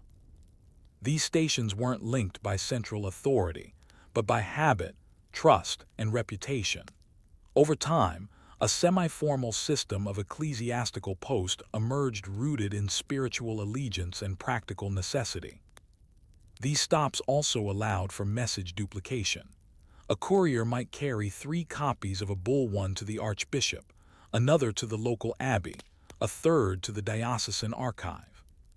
Courier missions beyond the papal states. While much of their work was within Italy, papal couriers often traveled far beyond. Avignon during the papal residency in France. The Holy Roman Empire, to negotiate with emperors or deliver excommunications. England and Ireland, often via Genoa and the English Channel. The Crusader states, carrying bulls of indulgence or peace treaties. Constantinople, especially during ecumenical negotiations. Journeys could take months. Some couriers died en route, others returned years later. These messengers formed a living bridge between Rome and the world, often encountering foreign customs, languages, and dangers. In fact, some of our best evidence of distant papal correspondence comes from logs of couriers, noting travel times, border crossings, and the weather conditions along their route. The role of women in the communication network. Though not formal couriers, women played subtle but significant roles. Nuns in monasteries often managed incoming correspondence, maintaining registers and copying letters. Aristocratic women, especially abbesses or noble widows, acted as informal relays, carrying messages during family travels or acting as hosts for couriers. Female scribes, though rare, sometimes aided in document preparation, particularly in convents tied to the papal court. These roles highlight the quiet infrastructural support women provided in the dissemination of papal influence. Closing thought. The papal courier was not a public figure, yet he was everywhere. He left few statues, no chronicles, no titles. And yet, without him, the papacy's influence would have remained trapped in parchment and sealed rooms, never reaching the cities, hills, and abbeys where it was meant to resonate. In a world where messages could take months to arrive, and a lost letter might alter the fate of a kingdom, these men and the paths they carved were as vital as any sword or crown. So the question remains, in a system built on faith and message, who held more power, the author of the decree or the one who carried it across the mountains? In the previous section, we explored the origins and operation of the papal courier network, how it evolved from Rome's ancient roads and the Church's growing administrative needs. But to understand the full significance of these seemingly unremarkable messengers, we must now explore their role as the living pulse of papal power. This was no mere postal service. Couriers were not just errand boys, they were the arteries through which flowed not only decrees and privileges, but also control, coercion, alliance, and sometimes resistance. In times of peace, they upheld the rhythm of governance. In times of war, they were the first to risk themselves for unity, secrecy, and influence. Let us now trace the couriers' role not only as transporters of parchment, but as agents of papal politics, as carriers of war and diplomacy, and as figures whose lives were tethered to both the sacred and the secret. The courier as political instrument. By the 11th century, the papal chancery had developed a sophisticated system of clerical administration. Scribes, notaries, and auditors drafted, approved, and copied official documents. But none of this bureaucratic precision mattered without timely delivery. This gave papal couriers considerable practical power. They controlled the timing of a document's arrival, essential during excommunications or papal elections. They interpreted tone and urgency, especially in letters with ambiguous content. They acted as unofficial emissaries, carrying oral clarifications from the Pope or his curia. They delivered papal warnings, the kind intended to unsettle a bishop or remind a king of divine accountability. In many cases, papal authority hinged on a courier's judgment and discretion. Consider a letter of rebuke sent to a disobedient abbey. A courier could deliver it in public or private, with a stern tone or a whispered suggestion of forgiveness. The ink remained the same, but its impact varied drastically depending on the messenger's demeanor. The role in ecclesiastical conflict. The 11th and 12th centuries were marked by fierce power struggles within the Church, none more notable than the investiture controversy. C. 1075-1122, when popes and emperors clashed over the right to appoint bishops. Couriers became battlefield scouts in this ecclesiastical war. They carried papal excommunications to kings and princes, letters rallying bishops to the Pope's cause, secret appeals from clergy resisting imperial interference, instructions to cardinals traveling incognito to synods or elections. These messengers frequently risked their lives. A courier caught carrying a papal bull condemning a local bishop might be imprisoned, mutilated, or executed. Some traveled in disguise, posing as pilgrims or merchants. Others used coded phrases or ciphered inserts, rudimentary but effective ways of limiting exposure. In one 12th century case, A papal courier was captured in Lombardy and accused of sedition. Rather than betray his route or message, he remained silent under torture. His name is unknown, his story a footnote in an abbey chronicle, but such was the loyalty these men often showed. Papal elections and the race for influence. Perhaps nowhere was courier speed more critical than in papal transitions. When a pope died, cardinals and church officials scattered across Europe had to be summoned to Rome or, later, to Avignon or elsewhere. The logistics of this process were staggering. Couriers were dispatched within hours of a pontiff's death. Routes to England, France, the Empire, and Iberia were activated simultaneously. Messages included coded instructions about the conclave's location and timing. Speed was everything. Delays could mean certain factions were underrepresented at the conclave. A courier caught by opposing forces could be interrogated to learn voting strategy or key alliances. There are cases where multiple couriers were sent along the same route in hopes that at least one would make it. A kind of redundant human mail system, designed to outwit storms, brigands, or political enemies. These messengers weren't just bearers of information, they were power brokers in motion. The papal spy network. Though officially denied or never formally structured, the courier network functioned as a rudimentary intelligence system.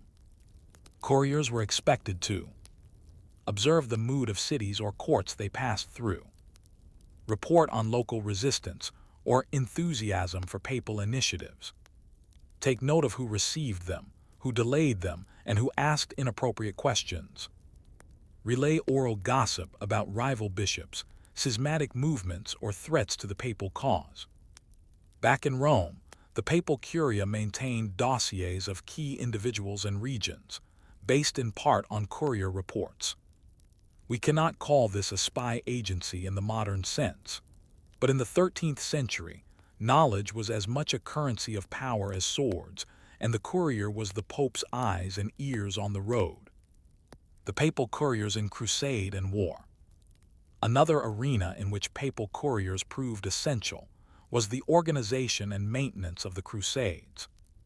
When a pope called for a crusade, such as Urban II's famous plea in 1095 at Clermont, the word had to be spread far and wide. Bishops needed formal authorization to preach the crusade. Kings and nobles needed sealed invitations or diplomatic feelers. Local clergy required logistical instructions for collecting funds or provisions. The courier was the backbone of these campaigns. In later crusades, couriers also carried news of victories or defeats back to Rome, delivered spiritual dispensation or indulgences to wounded crusaders, coordinated arrival times of different armies or fleets. Some couriers crossed into enemy territory, delivering messages to Muslim leaders or Byzantine allies. These missions were fraught with peril and demanded a rare combination of religious conviction and worldly savvy. Communication in the Avignon papacy. When the papacy moved to Avignon in 1309, the need for an effective courier system only intensified. Rome was still the spiritual capital of Christendom, and the Church's bureaucracy remained rooted in Italian institutions, despite the Pope's physical absence.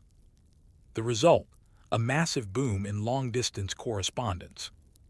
Papal couriers now rode regularly between Avignon and Rome for administration, property management, ecclesiastical appointments, Naples for political alliances and military strategy, Germany and France to manage tensions between Pope and Emperor, the Iberian Peninsula in diplomacy and inquisitorial missions. By the 14th century, some papal messengers were employed full-time, with semi-regular pay and documentation.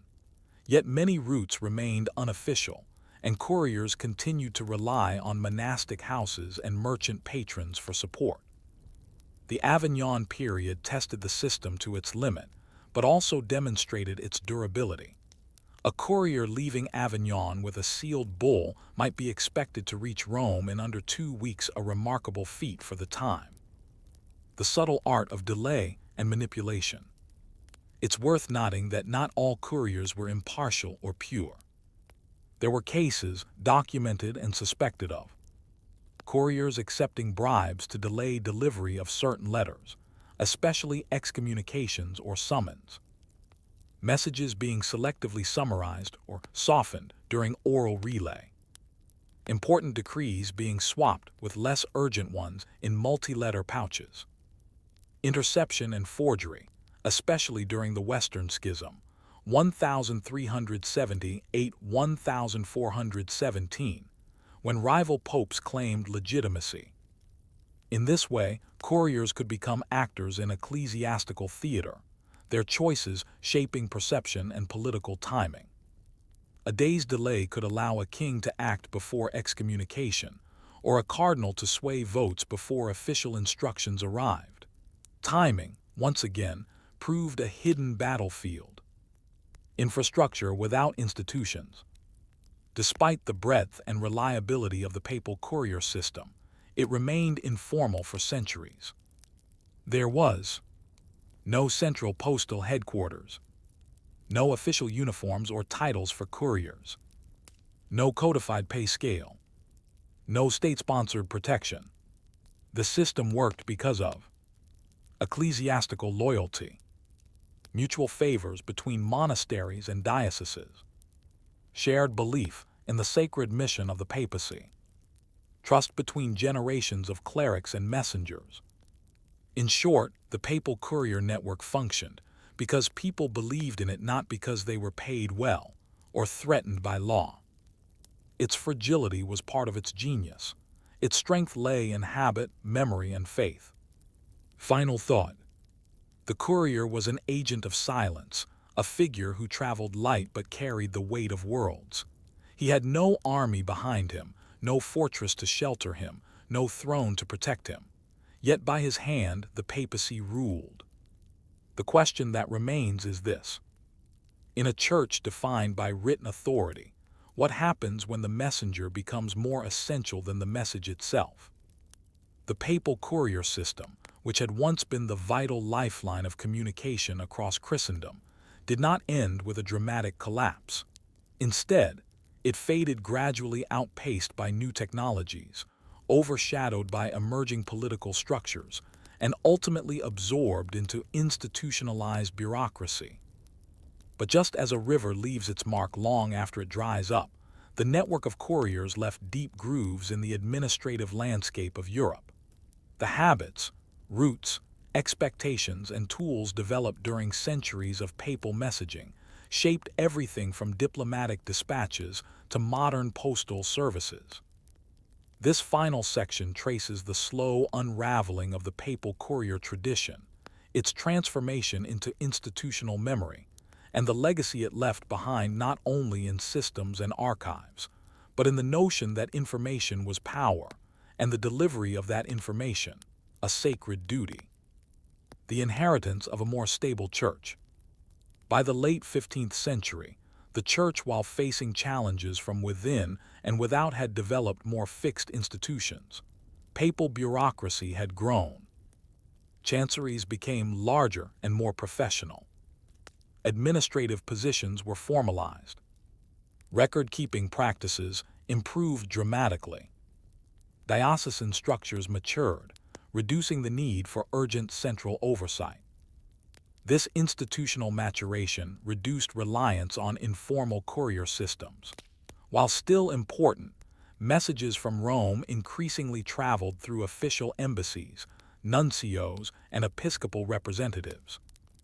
The courier's role as messenger gave way to the diplomat's pen. Yet couriers still rode, especially in emergencies, plagues, rebellions, or conclaves.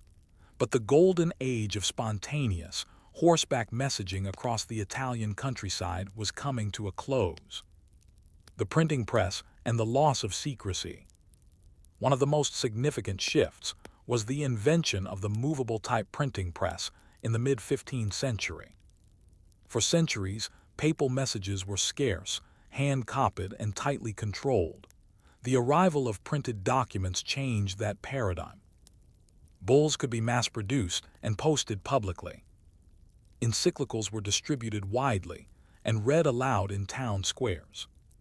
Political factions began using pamphlets and broadsheets to support or attack papal decrees. Heretical writings could be copied and distributed as quickly as official ones. Couriers were still needed for confidential or high-level communication, but much of the Church's public voice was now mediated through print, not people. Secrecy eroded. Timing lost its exclusivity. Where once a papal courier could affect a king's decision by arriving a day early, now, the letter's public availability diminished that leverage. The Reformation and the crisis of communication. When Martin Luther nailed his 95 Theses to the church door in 1517, he not only challenged doctrine, but harnessed the power of rapid communication. Protestant reformers used pamphlets and translated Bible to bypass traditional church channels. Papal couriers could no longer contain or counter the surge of religious messaging flooding Europe. Rome responded with its own communication innovations. The Roman Inquisition created networks of informants and censors. The Index Librorum Prohibitorum, Index of Forbidden Books, attempted to restrict dangerous ideas. Jesuit missionaries became new messengers, not just carrying letters, but entire educational systems. In this context, the traditional courier seemed too slow, too vulnerable, too limited. Nonetheless, during the Council of Trent, 1545–1563, couriers still ferried vital correspondence. They delivered the evolving decrees of reform and carried questions between bishops and Rome. But they were now a tool among many, rather than the backbone of papal authority. The rise of state postal systems. As early modern states emerged, they built centralized postal networks. In the Habsburg, French, and English realms, royal mail routes crisscrossed kingdoms with growing regularity. Italy, fragmented though it remained, developed ducal and republic-based mail services in Milan, Venice, Florence, and Naples. These were often open to private citizens, timetabled and documented, administered by professional postmasters. The Papal States themselves created official postal stations, especially under Pope Sixtus V, R 1580–1590, who formalized Rome's infrastructure. This included improved roads, milestones, and horse exchange stations at set intervals. While papal couriers still existed, they now often traveled along these state-maintained routes, using civilian infrastructure. Their independence and their mystique waned. Couriers in the Age of Enlightenment. By the 17th and 18th centuries, papal messengers were bureaucrats, not adventurers. They had predictable pay and assignments, routes with regular reports and receipts, legal protections in foreign courts, less discretion in their behavior and tone.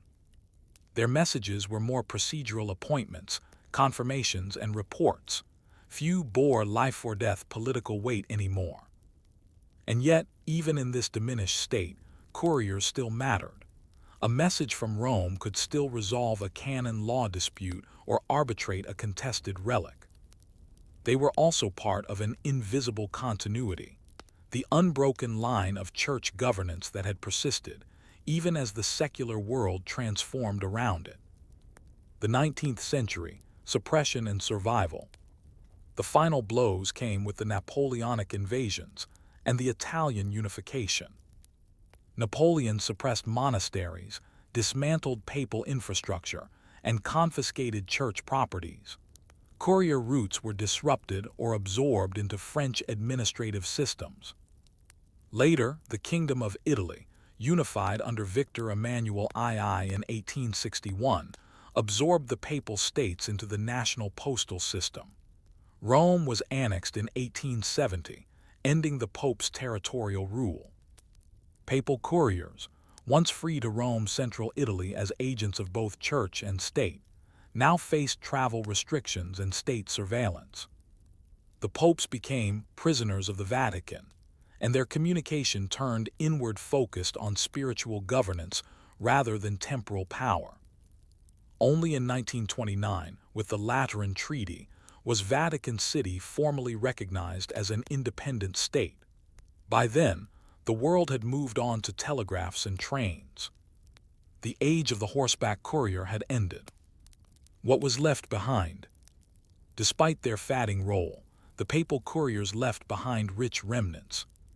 Scroll archives and letters. The Vatican Apostolic Archive, formerly the Secret Archive, holds thousands of letters carried by couriers, some bearing dust, water stains, or seal impressions. Notes from couriers about delivery times, conditions, and obstacles provide a rare glimpse into the logistics of pre-modern governance. Classical building infrastructure. Some way stations became small villages or inns. Roads once kept clear for couriers became trade routes. Milestones placed under papal orders still dot parts of Lazio and Umbria. Open book administrative techniques. The duplicated document method, sending multiple copies along different paths, survives in diplomatic practice. The use of oral supplements alongside written text foreshadowed modern security protocols in sensitive communications. Dove cultural memory. The image of the papal envoy on horseback, bearing bulls or indulgences, remains a staple of medieval and Renaissance imagination. In fiction and film, these figures often symbolize the Church's reach, for better or worse.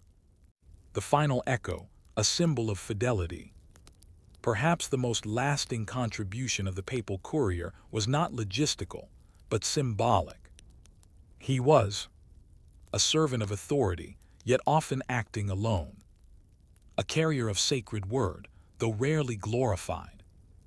A man of duty and endurance, whose success was measured in timeliness, not triumph.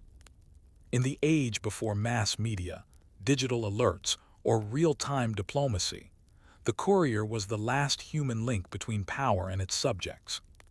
He existed in the liminal space between decree and response, between Rome and the world. And so, his legacy is not only in roads and records, but in the very notion that truth must be carried by hand, across distance, with trust.